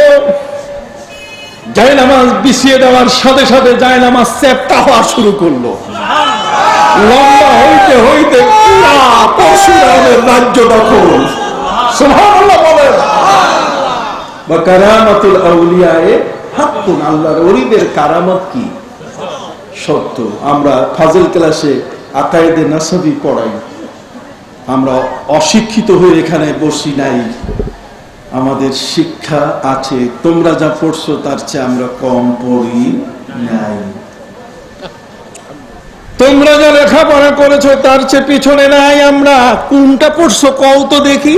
আমরা পড়ি নাই এমনটা তো তুমি বলতে পারবে না ইনশাআল্লাহ। এই জন্য আমি আমার ভাইদের কাছে বলতে চাই, ওই জনতা রাজার রাজ্যের মধ্যে আল্লাহ কোরআনকে প্রবেশ করে দিচ্ছেন রাজকীয় মেহমান বানাইয়া, গোটা জাতির মুখে কষ্টে লাগাই দিচ্ছেন। কোনো কথা নাই, স্টপ ইওর মাউথ, মুখ বন্ধ করো। কোরআন প্রবেশ করছে, দাড়িওয়ালা প্রবেশ করছেন, টুপিওয়ালা প্রবেশ করছেন, আজান দেওয়ার মতো মহান কণ্ঠস্বর বজ্রকণ্ঠের অধিকারী ফতে খাঁ আব্দুল্লাহ প্রবেশ করছেন। বোরকা পড়া নূরজাহান, পূর্ব নাম ভরত কুরিয়, দুই সন্তানকে নিয়ে তাদের পাহারাদারিতে আমার আল্লাহ ইসলামকে প্রবেশ করিয়ে দিচ্ছেন মুশরিকদের পাহারা দিয়া, অমুসলিমকে পাহারাদার বানাইয়া। ইন্নাল্লাহা ইউআইয়িদুদ-দীনা বির-রাজুলিল ফাজির। কখনো কখনো আল্লাহ তাআলা ফাজির, ফাসিক, দুষ্ট, দুরাচার এমন ব্যক্তি দিয়েও তিনি তার ধর্মকে প্রতিষ্ঠা করে দেন। সুবহানাল্লাহ বলেন। এই জন্য ভাইরা আমার, যখন এই জৈন্তায় পৌঁছে গেলেন তিনজন বোরকা পরিহিতা, একজন নারী, একজন মহিলা, জৈন্তা রাজার বোন ভরত কুরি ওরফে নূরজাহান, যিনি জাহানকে আলো করছেন, তার ছেলে ফতে খাঁ, এত বড় দাড়িওয়ালা, মাথায় বিশাল পাগড়ি, 30 পারা মহাগ্রন্থ আল কোরআন যার সিনার মধ্যে, ভাই আব্দুল্লাহকে নিয়ে প্রবেশ করলেন। মন্ত্রী পরিষদে হইচই পড়ে গেল। আমাদের দেশ এই ভাগ্নাকে যদি দেওয়া যায় তাহলে তো মুসলমানের হাতে সব চলে গেল। কাজেই তারা জৈন্তা রাজার মৃত্যুর ওই মুহূর্তে বলছে, যাহা বলা, আপনি সংসদের একটা অধিবেশন ডাকতে দেন, এখানে মুসলমান ঢুকে পড়েছে আপনার ভাগ্না, কাজে সংসদে আমরা এর উপরে ভিত্তি করে আমরা কণ্ঠ ভোট চাবো।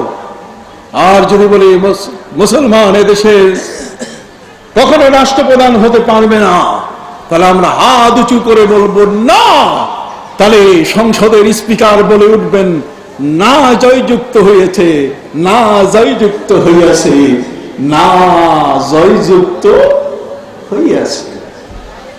না জয়যুক্ত হইয়া গেলে তখন আর কারো বাপের ক্ষমতা নেই এখানে কোন মুসলমানকে রাষ্ট্রের প্রধান বানায়। জৈন্তা রাজা বলেন, শোনো, বক্তৃতার মঞ্চ আমার মৃত্যুর খাট নয়, আমি এখন মরতেছি। তোমরা সংবিধান খুলে দেখো, সংবিধানে কি লেখা আছে। সংবিধান খুলে দেখা গেল তার 10ম দফার মধ্যে লেখা যে রাষ্ট্রের প্রধান হবেন রাজার বড় ভাগ্না। জৈন্তা রাজা জিজ্ঞাসা করলেন, এখানে কি লেখা আছে যে হিন্দু হইতে হবে, মুসলমান হওয়া যাবে না, খ্রিস্টান হইতে হবে, ইহুদি হবে না? কয় না, এগুলো কিছু নাই। কয় তাহলে আমার মরার সময় তোমরা আমার অপবিত্র করো না। আমার ভাগ্না তো এটা তো ঠিক, কিন্তু ওই কথা তো শর্ত নাই যে মুসলমান হইতে হবে, কাজে দেশ দিয়া দাও। এমনি এমনি মাথায় টুপি আসছে আপনার, এমনি এমনি 4.5 লক্ষ মসজিদের ইমাম আজকে নামাজ পড়াচ্ছে, মসজিদে আজান হচ্ছে, এমনি এমনি সব না। এর ঐতিহাসিক প্রেক্ষাপট, এর ব্যাকগ্রাউন্ড আপনাকে জানতে হবে। এই জন্য প্রসঙ্গ এর সাথে মিল দেখে আল্লাহর ওলি আমাদের পাশে শুয়ে আছেন, এরা এখন কবরে, ওদেরকে এখন চিনা যায় না। কথা বল না, ওদের কাছে গেলে মনে করে শিরক। অথচ আমার নবীজি বলেছেন, কুনতু নাহাইতুকুম আন জিয়ারাতিল কুবুর আলা ফাজুরুহা, আমি তোমাদেরকে কবর জিয়ারত করতে নিষেধ করেছি, এখন তোমরা কবরে যাবে, কবর জিয়ারত করবে। সম্মানিত সুধী, জৈন্তা রাজার রাজ্যের মধ্যে সেখানে নতুন সরকারের শপথ শুরু হলো। সুবহানাল্লাহ পড়া কেন? হায় হায়, ফরিদপুরের মানুষ সুবহানাল্লাহ ভুলে গেলে তো মুশকিল। এখানে বেশি সুবহানাল্লাহর উচ্চারণ হবে। নতুন সরকারের কি হলো? শপথ অনুষ্ঠান শুরু হলো। সেখানে শপথ করছেন একজন মুসলমান, নাম তার ফতে খান। ফতে খান শপথ বাক্য শেষ হওয়ার পরে মন্ত্রী পরিষদ তাকে সালাম দেওয়ার জন্য লাইন ধরে ধরে যখন আসছে, জিজ্ঞাসা করছেন তুমি কে? তা আমি সমাজ কল্যাণ মন্ত্রী। ওকে। তুমি? অর্থ। ওকে ওকে। তাই তুমি? আমি ক্রীড়া মন্ত্রী। ওকে। সব মন্ত্রী একের পর এক তাকে সালাম দিয়ে যখন সম্মান দেখিয়ে পাস করছে, সামনে চলে আসলেন পূর্তমন্ত্রী। হাত উঁচু করে তাকে সম্মান দেখাবার পরে জিজ্ঞেস করলেন তুমি কে? আমি পূর্তমন্ত্রী। তোমার দায়িত্ব কি? রাষ্ট্রের পক্ষ থেকে ঘর বানানো, কর্মচারীদের বিল্ডিং বানানো। তুমি থামো, তুমি দাঁড়াও। তিনি সাক্ষাৎ পর্ব শেষ করে পূর্তমন্ত্রীকে বললেন যে আমি শুনেছি এই জন্য রাজ্যের মধ্যে কোনো মসজিদ নাই, তুমি আমাকে 1 মাসের মধ্যে মসজিদ তৈরি করে দেবে, যার মিনারা হবে 7 তালা। 7 তালা মিনারার বিশাল মসজিদের বজ্রকণ্ঠে আওয়াজ হবে, আজান হবে। অতএব তোমার দায়িত্ব 1 মাসের মধ্যে প্রচুর লেবার মজুর দিয়ে মসজিদ তৈরি হলো। এই মসজিদখানা যখন বুঝিয়ে দেওয়া হচ্ছে, তখন সেই মসজিদের প্রাঙ্গণে দাঁড়িয়ে ফতে খাঁ তিনি তার ছোট ভাই আব্দুল্লাহকে বললেন, আব্দুল্লাহ, এই মসজিদের ইমাম আমি, আর তুমি মুয়াজ্জিন। এই মসজিদের ইমাম আমি, আর তুমি কি? মুয়াজ্জিন। তুমি আমার সামনে ওই 7 তলা মিনারের মাথায় উঠে তুমি আজান দাও, আমি নিচে দাঁড়ানো আছি, দেখি কোন বেটা ঠেকায়। সুবহানাল্লাহ। हम तो मुसलमान हैं, पीछे हटने वाले नहीं। हम तो मुसलमान हैं, पीछे हटने वाले नहीं। सीने हैं सामने, सरनगू करने वाले नहीं। सीने हैं सामने, सरनगू करने वाले नहीं। আমরা মুসলমান কোনদিন পিঠ দেখাতে যাই না, বুকের সাহস নিয়ে দুর্জয়ী আমরা দুর্বেদ্য প্রাচীরকে ভেঙে আমরা হিমালয় পেরিয়ে এই পৃথিবীর প্রতিটি জনপদে ইসলামের পতাকা উড়িয়েছি। যে কারণে আল্লামা ইকবাল বলেছেন, চীন আরব হামারা, হিন্দুস্তান হামারা। চীন আরব হামারা, हिंदुस्तान हमारा। हम मुस्लिम हैं, सारी दुनिया है हमारा। हम मुस्लिम हैं, सारी दुनिया है हमारा। चीन আমাদের, আরব আমাদের, হিন্দুস্তান, গোটা জগৎ আমাদের। সুবহানাল্লাহ। তাও আসতে কইলেন কেন? चीन अरब हमारा, हिंदुस्तान हमारा। हम मुस्लिम हैं, हमार परिचय আমি मुसलमान। हम मुस्लिम हैं, सारी दुनिया है हमारा। সারা পৃথিবী আমাদের। যে কারণে মুসলমান কোনদিন জগতের কাউকে ভয় করে না।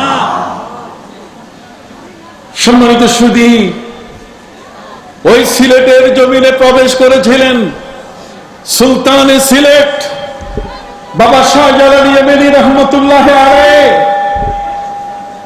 গোবিন্দরাজ সুরমা নদীর পারাপার বন্ধ করে দিয়েছিল, নদীর মাঝি মাল্লা, নদীর নৌকা, নদী বৈঠা সব বন্ধ করে দিয়েছিল। কোন যাত্রী পারাপারের কোন সুযোগ নাই, সব বন্ধ। 360 জন ভক্ত সাথে নিয়ে, মাথায় সাদা পাগড়ি, গায়ে সাদা পোশাক পরে শাহজালাল ইয়েমেনি রহমতুল্লাহ আলাইহ একটা মাত্র জায়নামাজ সুরমা নদীর পানির উপরে বিছাই দিয়ে বললেন, রে সুরমা, রে পানি, তুমি কি মুসা নবীর ইতিহাস জানো না? নবী মুসার তার ভক্তদের নিয়ে তিনি নীল নদ পানি দিয়েছিলেন, মাঝখানে শুকনো রাস্তা তৈরি হয়েছে। আমি এমন এক নবীর উম্মত, আমার রাস্তার প্রয়োজন নাই, আমি তোমার উপর দিয়ে যেতে চাই। আমার রাস্তার প্রয়োজন নাই, আমি কি তোমার উপরে আমি যেতে চাই। সম্মানিত সুধী, আল্লামা ইকবাল বলেছেন, এই বিশ্ব জগতের মানুষগুলোকে তিনি জানিয়ে দিয়েছেন, আয়ে মৌজুদা জিলা तू भी पहचानती है हमको, ऐ मौजूदा जिला तू भी पहचानती है हमको, अब तक तेरा दरिया अफसाना खा है हमारा, अब तक तेरा दरिया अफसाना खा है हमारा। हजरत আমর ইবনে আস রাদিয়াল্লাহু তাআলা আনহু তিনি জানতে পারলেন দামেস্কে বর্তমান হাফিজ আল আসাদের দেশ সিরিয়া, সেই সিরিয়ার দামেস্কে মুসলমানদের উপর অত্যাচার হচ্ছে। নবীর সাহাবী হযরত আমর রাদিয়াল্লাহু তাআলা আনহু তিনি বলেন, আমার জীবনের দুটো কাজ আমি এমন করেছি যে দুটো কাজ আমার জীবনকে বাঁচিয়ে রাখার জন্য উৎসাহ দেয়। বাবা, কষ্ট হচ্ছে না তো? আমার জীবনকে বাঁচিয়ে রাখার জন্য উৎসাহ দেয়, কিন্তু আমার জীবনে আমি এমন একটা কাজ করেছি যাতে আমার মন চায় যে মাটি ফাঁক হয়ে যাক আর আমার জীবন্ত কবর হোক। হযরত আমর তিনি বলেন, যখন ইথিওপিয়ার পার্লামেন্টে মুসলমানদের 80 জন ব্যক্তি প্রথম হিজরত করেন, মক্কায় কাফেরদের অত্যাচারে নিপীড়নে অত্যাচারিত হয়ে নিপীড়িত হয়ে যখন তারা ইথিওপিয়ায় নাজ্জাশীর কাছে গিয়ে সেখানে পার্লামেন্টে তারা আশ্রয় প্রার্থনা করলেন, কথা বল না, ইসলামের এই একটি করুণ ইতিহাস। এখানে এই সময়কালে ইথিওপিয়ার মাটিতে খ্রিস্টান বসবাস করত, আর সেখানে খ্রিস্টান বাদশাহ নাজ্জাশী ওই পার্লামেন্টে মুসলমানরা গেছেন আশ্রয় নেওয়ার জন্য, আর আবু জাহাল পাঠাই দিছে এই আমরকে যে তুমি যে বিরোধিতা করো যে মুসলমানকে জায়গা দেওয়া যাবে না। 80 জন মুসলমান যখন পার্লামেন্টে উপস্থিত, স্পিকার নাজ্জাশী স্পিকার জিজ্ঞেস করেন, এরা কারা? 80 জন মুসলমান হাত তুলে বললেন, আমরা মুসলমান। তো সুবহানাল্লাহ, 80 জন ব্যক্তি বললেন, আমরা কি? আমরা মুসলমান, আমরা এখানে এসেছি কাফিরদের নির্যাতনে অতিষ্ঠ হয়ে আমরা এখানে এসেছি, আমরা আশ্রয় প্রার্থনা করতে এসেছি। আমর বলছেন, এদেরকে জায়গা দেওয়া যাবে না, মুসলমান নানা বদনাম। কথা বুঝতে পারছেন? তখন এই নাজ্জাশীর পার্লামেন্টে যারা বসা প্রায় 300 জনের উপরে সংসদ সদস্য, সাংসদ যারা, তারা প্রশ্ন তুললেন, যারা যদি মুসলমান হয়ে থাকে এদের কোনো নবী আছে কিনা? মুসলমানরা বলেন, আমাদের নবী হলেন প্যারা নবী মুহাম্মদুর রাসূলুল্লাহ সাল্লাল্লাহু আলাইহি ওয়াসাল্লাম। অতএব সেই প্যারা নবী রাসূল করিম সাল্লাল্লাহু আলাইহি ওয়াসাল্লাম তার নাম বলার পরে তখন পার্লামেন্টারিয়ান যারা সংসদ সদস্যরা তারা জানতে চাইল, তোমাদের উপরে কি আসমানি কোনো কিতাব নাজিল হয়? তখন এই 80 জন ব্যক্তি বলেছিলেন যে আমাদের উপরে আল কোরআন নাজিল হচ্ছে। তখন পার্লামেন্টারিয়া বললেন, তোমাদের উপরে যদি আসমানি কোরআন নাজিল হয়ে থাকে তাহলে বিনা শর্তে, কোন শর্ত নয়, বিনা শর্তে আমরা তোমাদেরকে আশ্রয় দেব। আর সেটা হলো যদি তোমরা আমাদেরকে একটু দেখাতে পারো যে তোমাদের কোরআনে আমাদের যীশু খ্রিস্টের মা মরিয়ম মেরির নাম আছে তোমাদের কোরআনে, এটা যদি তোমরা বলতে পারো তাহলে আমরা তোমাদেরকে জায়গা দেব। এই 80 জন ব্যক্তির মুখপত্র ছিলেন, দলনেতা ছিলেন হযরত জাফর তাইয়ার রাদিয়াল্লাহু তাআলা, নবীজির চাচাতো ভাই জাফর ইবনে আবি তালিব রাদিয়াল্লাহু তাআলা। হযরত জাফর ছিলেন কোরআনে হাফেজ। তিনি ছিলেন কি? তিনি খ্রিস্টান পার্লামেন্টে দাঁড়িয়ে এবার সূরা মরিয়মের তেলাওয়াত শুরু করলেন। মুসলমানরা হাত উঁচু করে বললেন, মহাগ্রন্থ আল কোরআনের মধ্যে 34 বার যীশু খ্রিস্টের মায়ের নাম আর একটি সূরা স্বতন্ত্রভাবে তার নামে নাজিল করা হয়েছে, সূরা মরিয়ম। তেলাওয়াত শুরু হয়ে গেল। কাফা ইয়া আইন সাদ যিকরু রাহমাতি রাব্বিকা আবদাহু জাকারিয়া। এরপরের পৃষ্ঠায় যখন তিনি তেলাওয়াত করে পড়লেন, ওয়াজকুর ফিল কিতাবি মারইয়াম ইদ তাবাদাত মিন আহলিহা মাকানান শারকিয়া।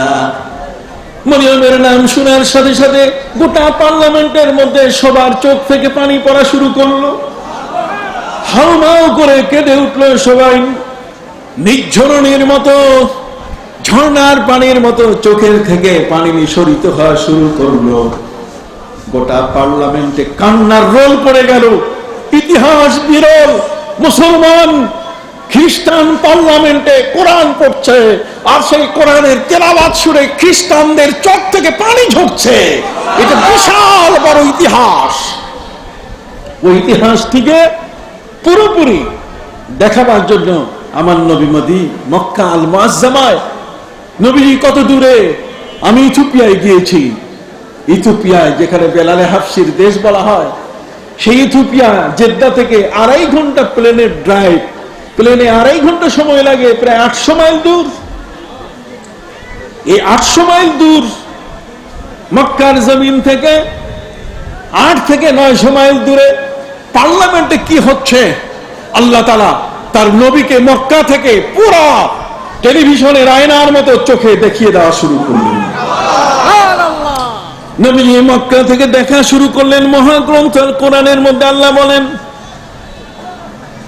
وَإِذَا سَمِعُوا مَا أُنزِلَ إِلَى الرَّسُولِ تَرَى أَعْيُنَهُمْ تَفِيضُ مِنَ الدَّمْعِ। হে নবী, ওরা যখন কোরআনের তেলাওয়াত শুনলো তখন তাদের চোখ থেকে পানি নিঃসরিত হচ্ছে, আর মক্কার মাটি থেকে আপনি সরাসরি দেখতেছেন। সুবহানাল্লাহ। ভাইরে, মন তো চায় ইলমে তাসাউফের কত বিশাল এক সংযুক্ত এক আধ্যাত্মিকতা। নবী মক্কায় আর 900 মাইল দূরে ইথিওপিয়ায় খ্রিস্টান পার্লামেন্টে কোরআন পড়া হচ্ছে, আর পার্লামেন্টারিয়ানদের চোখ দিয়ে পানি নির্ঝরণীর মতো ঝরছে।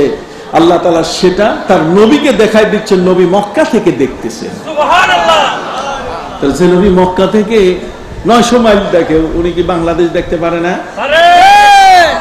আমাদের বিশ্বাস আছে কিনা? আছে কিনা? খবরদার, আমার নবী আমার মতো নয়। আমার নবীকে আমার মতো মনে করা যাবে না। নবীর বৈশিষ্ট্য ভিন্ন ধরনের। কাজেই তোমরা ওয়াহাবিরা আজকে নবীর সম্পর্কে বাজে কথা বলো, মিলাদে একটু দাঁড়াই, ক্যাম করি, তোমাদের মগজ নষ্ট হয়। কথা বল না। এই জন্য আমি বই লিখেছি, এর উপরে বই লিখেছি, এই যে আশেকে রসুলের চোখে কিয়াম দরুদ ও সালাম, সুবহানাল্লাহ, 650 পৃষ্ঠার বই লিখেছি আমি। ওরা আমার ইমাম আবু হানিফাকে গালি দেয়, ওরা আমার কালেমাকে নিয়ে বিদ্রোহ করে যে আমার কলেমা লা ইলাহা ইল্লাল্লাহু মুহাম্মাদুর রাসূলুল্লাহ নাকি ঠিক নাই। ওদের বিরুদ্ধে আমি বই লিখেছি, হক বাতিলের লড়াই। কি লিখেছি? হক বাতিলের লড়াই। ওরা আমার সম্মানিত ইমাম আবু হানিফা রাহমাতুল্লাহি আলাইহিকে ওরা মনে করে যে মাত্র 16-17টা হাদিস জানে, উনি কিছুই জানে না। এজন্য তাদের বিরুদ্ধে আমি বই লিখেছি, হাদিস বিশারদ ও ওলিয়ে কামেল ইমাম আজম আবু হানিফা রাহমাতুল্লাহি আলাইহি। ওরা যে মাসলাগুলোতে বিভ্রান্তি সৃষ্টি করেছে, আমি সেগুলোকে তুলে তুলে কোরআন হাদিস থেকে তন্ন তন্ন করে এই জাতির কাছে, বিশ্বের কাছে তুলে ধরেছি 113 মাসালায় বিভ্রান্তির সমাধান। সুবহানাল্লাহ। তোমরা আজকে সবে বরাত করতে দাও না। আমি তোমাদের চ্যালেঞ্জ করে বই লিখেছি, কোরআন সুন্নাহর আলোকে সবে বরাত, পারলে চ্যালেঞ্জ করো। আমার নবী রওজা মোবারকে জিন্দা, সে নবী রওজা মোবারকে হায়াতুন নবী। এর উপর আমি বই লিখেছি, রওজা মোবারকে জিন্দা নবী। সুবহানাল্লাহ। লিখেছি রওজা মোবারকে জিন্দা নবী। বুকে হাত বাঁধো আর নামাজ পড়ো। তোমাদের এই নামাজ রফিয়ে দেন কলিতে স্বীকৃত নয়। মহিলার পুরুষের নামাজ এক বানিয়েছে তোমরা। আমি তোমাদের সংশোধন করার জন্য বই লিখেছি, সচিত্র কোরআন সুন্নাহর আলোকে সহি উজু সহি নামাজ। ঠিক এমনি করে আমি বই লিখেছি, আমার নবীজি মক্কা থেকে 900 মাইল দূরে দেখলেন, পৃথিবীর বিজ্ঞানীরা বলে 8 মাইলের বেশি কেউ চোখে দেখে না। কথা কথা হযরতে উমর রাদিয়াল্লাহু তাআলা আনহু তিনি মদিনার জমিনে খুতবা দিতে গিয়ে নাহাবান এলাকায়, সেই ইরানের নাহাবান প্রায় 900 কিলোমিটার দূর দেখলেন। তোমাদের বিজ্ঞান যে কতই দুর্বল, আসো আমাদের সাথে কথা বলো। মুসা নবীর যুগে একটি মানুষ 40 দিনের মরা মানুষটা একটা গরু জবাই করে গরুর গোশত গায়ে লাগাবার সাথে সাথে জিন্দা হয়ে তার হত্যাকারীকে বলে দিল, জানো কি কোন কেমিক্যাল গরুর গোশতে আছে? কথা বল না। মুসা নবী হযরতে খিজিরকে পাওয়ার জন্য আল্লাহর কাছে আলামত চাইলেন, জিপিএস। আল্লাহ বলছেন একটা মাছ ভাজি করে নাও, এটা জিন্দা হয়ে যেখানে দৌড় দিবে এখানেই তোমার ডেস্টিনেশন, এটাই তোমার শেষ ঠিকানা, আশপাশেই তাকে খুঁজে পাবে। একটি মরা মাছ ভাজি করা, আর এটা থলি থেকে জিন্দা হইয়া সাগরে দৌড়াইলো। আসো দেখি তোমার কোন বিজ্ঞান এটাকে প্রমাণ করতে পারে। হযরতে ইউসুফ আলাইহিস সালাম 40 বছর পর বাবার খবর জানতে পেরে তিনি বিস্মিত হলেন, তার বাবা অন্ধ হয়ে গেছে। তিনি তার কাছে তার জামা তিনি পাঠিয়ে দিয়েছিলেন। ফালাম্মা আন জাআল বাশীর ফাআলকাহু আলা ওয়াজহিহি ফারতাদ্দা বাসীরা। জামা চোখের সামনে, চেহারার সামনে ধরার সাথে সাথে 40 বছরের অন্ধ চক্ষু খুলে গেল। সুবহানাল্লাহ। কোথায় তোমার বিজ্ঞান? আসো কোন কেমিক্যাল সেই জামায় লাগানো ছিল? আমার যদি জীবনে কখনো সুযোগ হয়, এই সব বিষয়গুলো খুঁটে খুঁটে আপনাদের সামনে আমি আলোচনা করবো ইনশাআল্লাহ, কথা বলবো আপনাদের সামনে। আজ বিশ্বনবী সাল্লাল্লাহু আলাইহি ওয়াসাল্লাম, মহানবী মুহাম্মদুর রাসূলুল্লাহ সাল্লাল্লাহু আলাইহি ওয়াসাল্লাম মক্কা থেকে ইথিওপিয়া দেখলেন। তিনি তাসাউফ, এটা আধ্যাত্মিকতা। এই মহান আধ্যাত্মিকতাকে যারা মানে না, এই পীর বুজুর্গ যাদেরকে মানে না, এই পীর বুজুর্গদের মানার জন্য আমি প্রায় 600 পৃষ্ঠার বই লিখেছি, আত্মার সংশোধন ও পরিচর্যা। আত্মার সংশোধন ও পরিচর্যা। ঘরের মেয়েরা স্বামীর সংসার করতে কত রকম ভাবে বিপত্তি করে, সংসার ভেঙে যায়। ওদের ইউটিউব, ওদের গুগল মৌলবী সংসার ভেঙে দিচ্ছে। কাজে স্বামী স্ত্রীর এই বিশাল মহব্বতের সংসার যেন ভেঙে না যায়, এই জন্য 600 পৃষ্ঠার বই লিখেছি, নারীর অলংকার। কথা বলছেন না? এরকম অনেক বই যেগুলো ছাপানো ছিল, মানুষ নিয়ে গেছে, নতুন করে আসতেছে অনেক বই। আমি বই শোনাবার জন্য আসি নাই, আর শোনাবো না কেন, এগুলো আমাদের জানার বই, আমাদের ঈমান আকীদা ধরে রাখার বই। কি বলেন ঠিক কিনা? কাজে আপনি না জানলে বুঝবেন কি বই। যাহা হোক, বলতেছিলাম আপনাদের খেদমতে ভাইরা আমার, ওই শাহজালাল ইয়েমেনি রহমতুল্লাহ আলাইহি জায়নামাজ বিছালেন মাটির পানির উপরে। কি বলেন ঠিক কিনা? একটা জায়নামাজে দাঁড়ায় কয়জন? এই ভাইরা, ছোট্ট আমার যুবক বন্ধুরা, তোমরা একটু কও, আমার শ্রোতা তোমাদেরকে বেশি করে বানাইতে চায়। কি বলেন ঠিক কিনা? ওয়ালাকাদ আওয়ানানি আশ-শাবাব ওয়া খালাফানি আশ-শুয়ুখ। নবীজি বলছেন, ইসলামের সবচেয়ে বড় উপকার করেছে যুবকেরা। কাজে এই যুবকরা যদি সত্যিকার অর্থে আজকের ওয়াজটাকে বুঝতে পারে, তাহলে এই বাংলার জমিনে লামজাবিদের কোনো ঠাঁই হবে না। তারা এখানে পাত্তা পাবে না।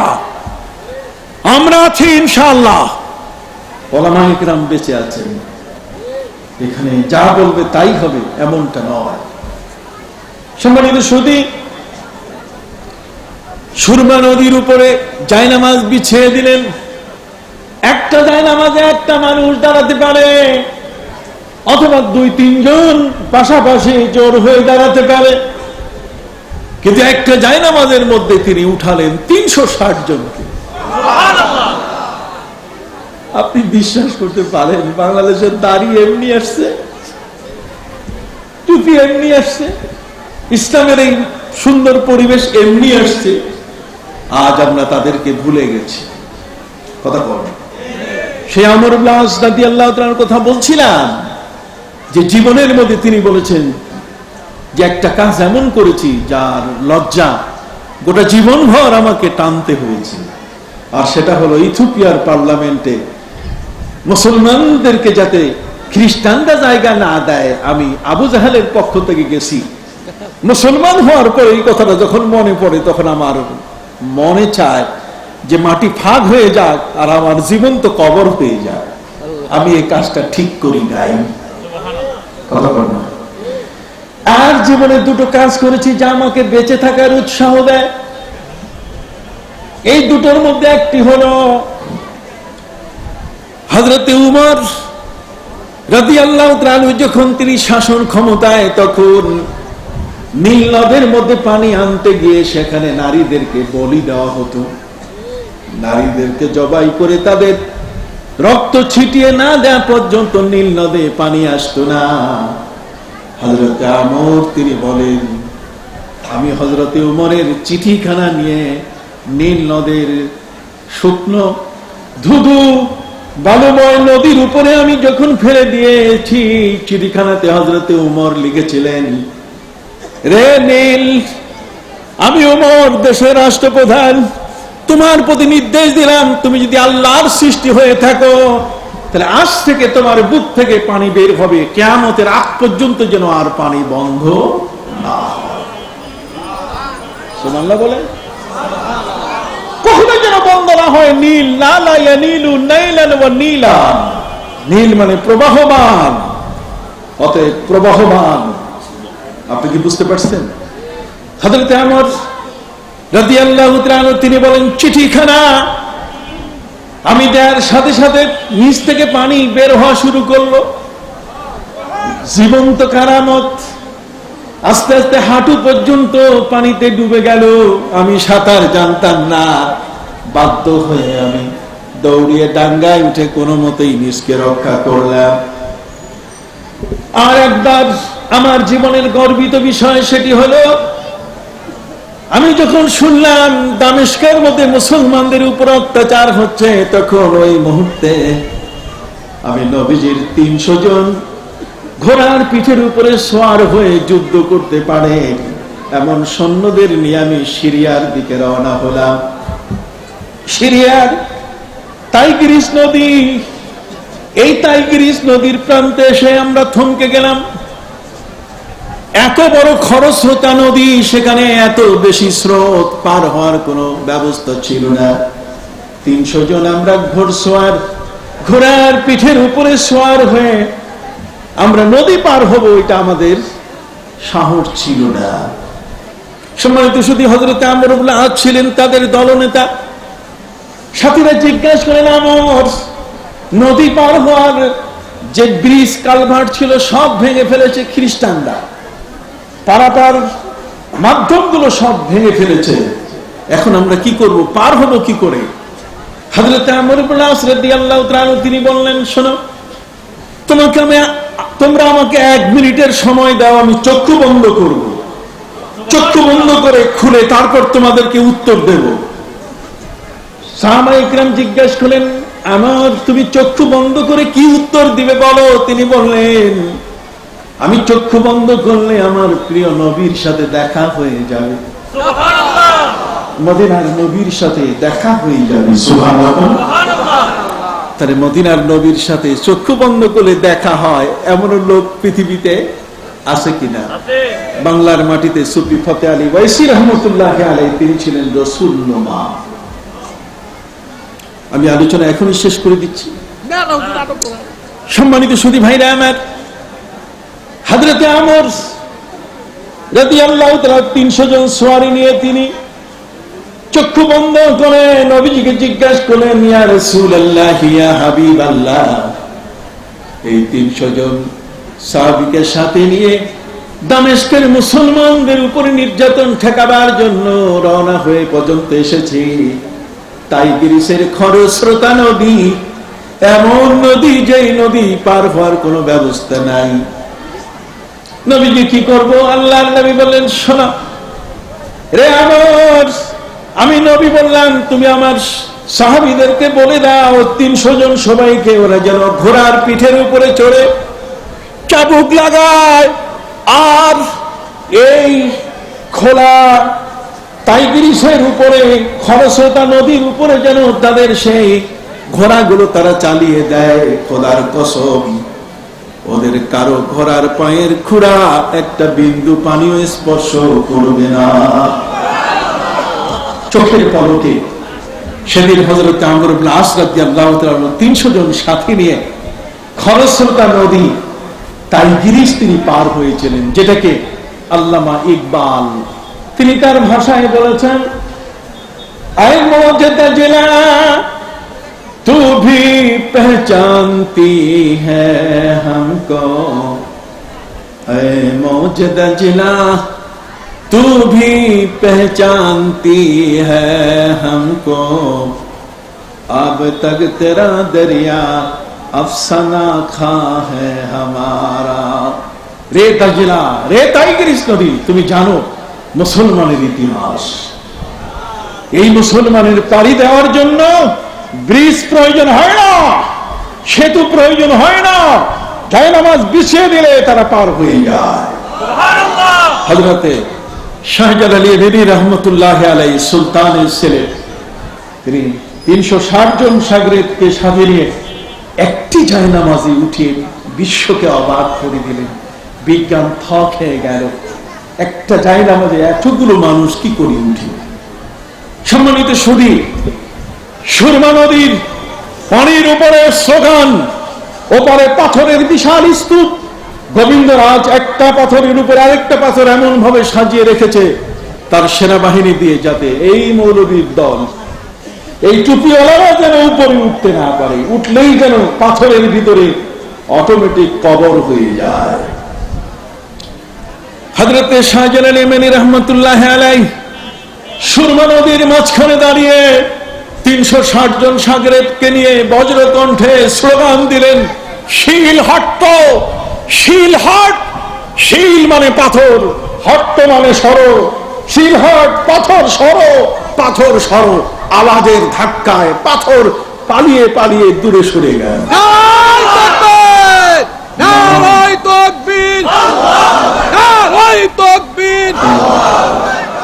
সম্মানিত সুধী, নাম হলো সিলেট, নাম কি? শিলহাট। ইতিহাস ভুলে গেছি আমরা। হক্কানি দরবারে যারা বসে আছেন তাদের জীবনের এই অবদানগুলো আজ বিস্মৃত হয়ে আছে, আজ ভুলে গেছি আমরা। সেই ইতিহাস আমাদের কাছে আজ আড়ালে ফেলে দিয়েছে এই বাংলাদেশের অলিদের দুশ্মনরা। তারা ওদের কাছে যাইতে দেয় না, বলে পীর পূজা, মাজার পূজা শব্দ উচ্চারণ করে আমাদের এই অলিদের থেকে, তাদের সংস্পর্শ থেকে দূরে সরিয়ে দিতে চায়। এই জন্য এদেশের ইসলাম এসেছে আল্লাহর অলিদের মাধ্যমে। আল্লামা ইকবালের একটি কবিতার ছোট্ট লাইন পড়ে আমি শেষ করব।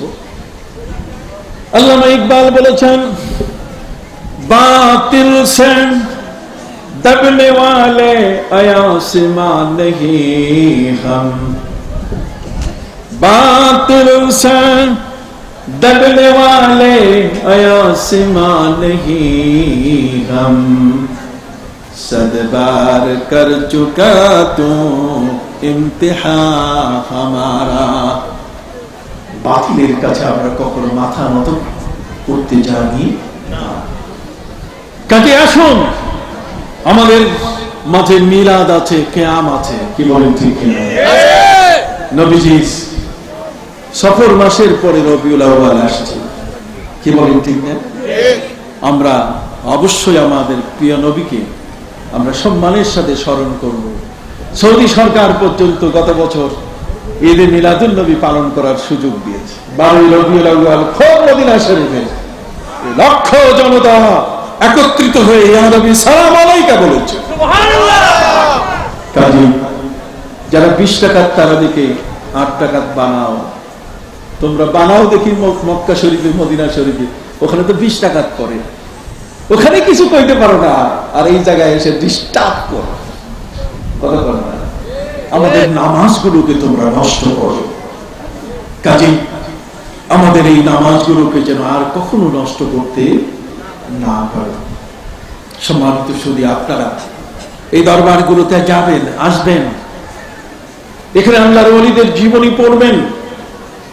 বিশেষ করে আমি আজকের এখানে একটি বই দেখলাম, আমার আগে ইলমে হক, এই হক্কানি দরবার শরীফ কল্যাণ ট্রাস্টের পক্ষ থেকে একটি বই এখানে লেখা হয়েছে, এবং আমার মনে হয় ধারাবাহিকভাবে এই বইটি অব্যাহত থাকবে লেখা।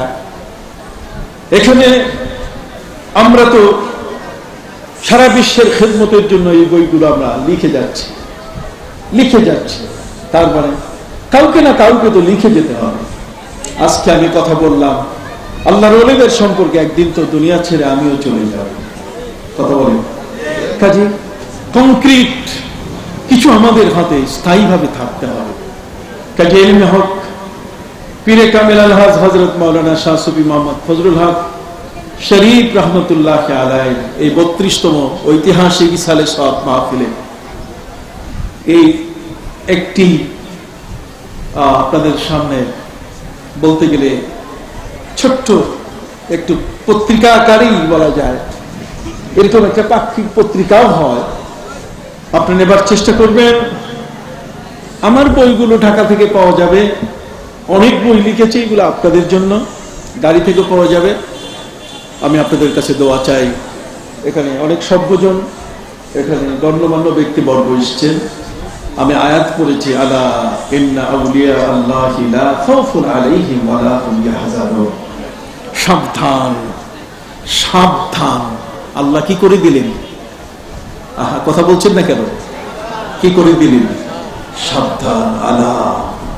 এরপরে ইন্না, ইন্না মানে নিশ্চয়ই, নিঃসন্দেহ। আউলিয়া আল্লাহ, আল্লাহর ওলিদের, লা খাউফুন আলাইহিম ওয়া লা হুম ইয়াহজানুন, তাদের ভয় নাই, ডর নাই, তাদের দুনিয়ার কোন রাজা বাদশাকে কোনোদিন ভয় করে চলে না। সত্যকে প্রতিষ্ঠিত করতে তারা কখনো পিছিয়ে পড়ে না। অতএব তাদের তাকওয়া, তাদের ঈমানদারি এত প্রতিষ্ঠিত, এত প্রবল, এত শক্তিশালী যে তাদের চোখের সামনে চোখ বড় করার সাহস পায়। খাজা মঈনুদ্দিন চিশতি আজমিরি রহমতুল্লাহ আলাইহির হাতে 90 লক্ষ অমুসলিম কালেমা পড়েছে। উনি কি ঘাড় ধরে মুসলমান বানাইছে? ইতিহাসের কপাল করা কিছু মানুষ আছে যারা এই কথাগুলো বলে, অথচ খাজা মঈনুদ্দিন আজমিরি রহমতুল্লাহ আলাইহির হাতে যারা ওই মুহূর্তে কালেমা পড়েছেন তারা অন্য কেউ নয়। তিনি আজমির থেকে দিল্লি আসার পথে তাকে এক নজর দেখার জন্য লক্ষ লক্ষ অমুসলিম, হিন্দু, বৌদ্ধ, খ্রিস্টান রাস্তার পাশে দাঁড়িয়েছিল। যারা একবার দেখেছে তারাই কলেমা পড়ে ফেলেছে। যে আল্লাহর ওলিদের দরবার, এটি শিরক। এখানে মুশরিকরা আসে, এই ধরনের কথা যারা বলে এরা ভাওতাবাস, এরা বিভ্রান্তকারী। এদের কথায় কখনো একমত হওয়া যাবে না। তাদের রুহানি ফায়দা আছে, রুহানি তাওয়াজ্জু আছে। আমার এই যে বই 650 পৃষ্ঠার বই আত্মার সংশোধন ও পরিচর্যা, এটা পড়লেই আপনি বুঝতে পারবেন। আমি আর সময় ক্ষেপণ করতে চাই না। পর্যায়ক্রমে বক্তা যারা আছেন তারা তাদের সুন্দর বক্তৃতা দিয়ে আপনাদেরকে ধন্য করবেন। আজকের রাতের, আজকের এই মাহফিলের শেষ দোয়াটি পর্যন্ত, তাবারুক পর্যন্ত আপনারা সুদীজনের বক্তব্য, আলেম ওলামাদের ওয়াজ নসিহত শুনবেন প্রত্যাশা রেখে আমার নিজের জন্য দোয়া আছে। আমার একটা নাতনি খুবই অসুস্থ, অ্যাপোলো হাসপাতালে, ওকে রেখে আমি আসছি। আরেকটা নাতি গত সপ্তাহে মারা গেছে। কাজে আমি নিজেই খুবই শোকের ভেতরে অবস্থান করছি। আমার পরিবার ভারাক্রান্ত। আমি এখানের মহোদয় যিনি ছিলেন তাকে আমি অনুরোধ করেছিলাম যে আমার সময়টা যদি একটু আগে দেন, আমি একটু আগে আগে যেতে পারি। মনটাও ভালো নয়। আবার কালকে সকালে টাইটেল মাদ্রাসা, কামিল মাদ্রাসার প্রিন্সিপাল হিসেবে আমাকে 8টায় চেয়ারে বসতে হয়। এই সবগুলো বিষয় মিলিয়ে আমাকে ক্ষমার চোখে দেখে যদি সুযোগ দেওয়া হয় তাহলে আমি খুশি হব। তিনি তাই ব্যবস্থা করেছেন। তিনি জানেন জ্ঞানী মানুষের কাছে জ্ঞানের কদর আছে, কথার কদর আছে।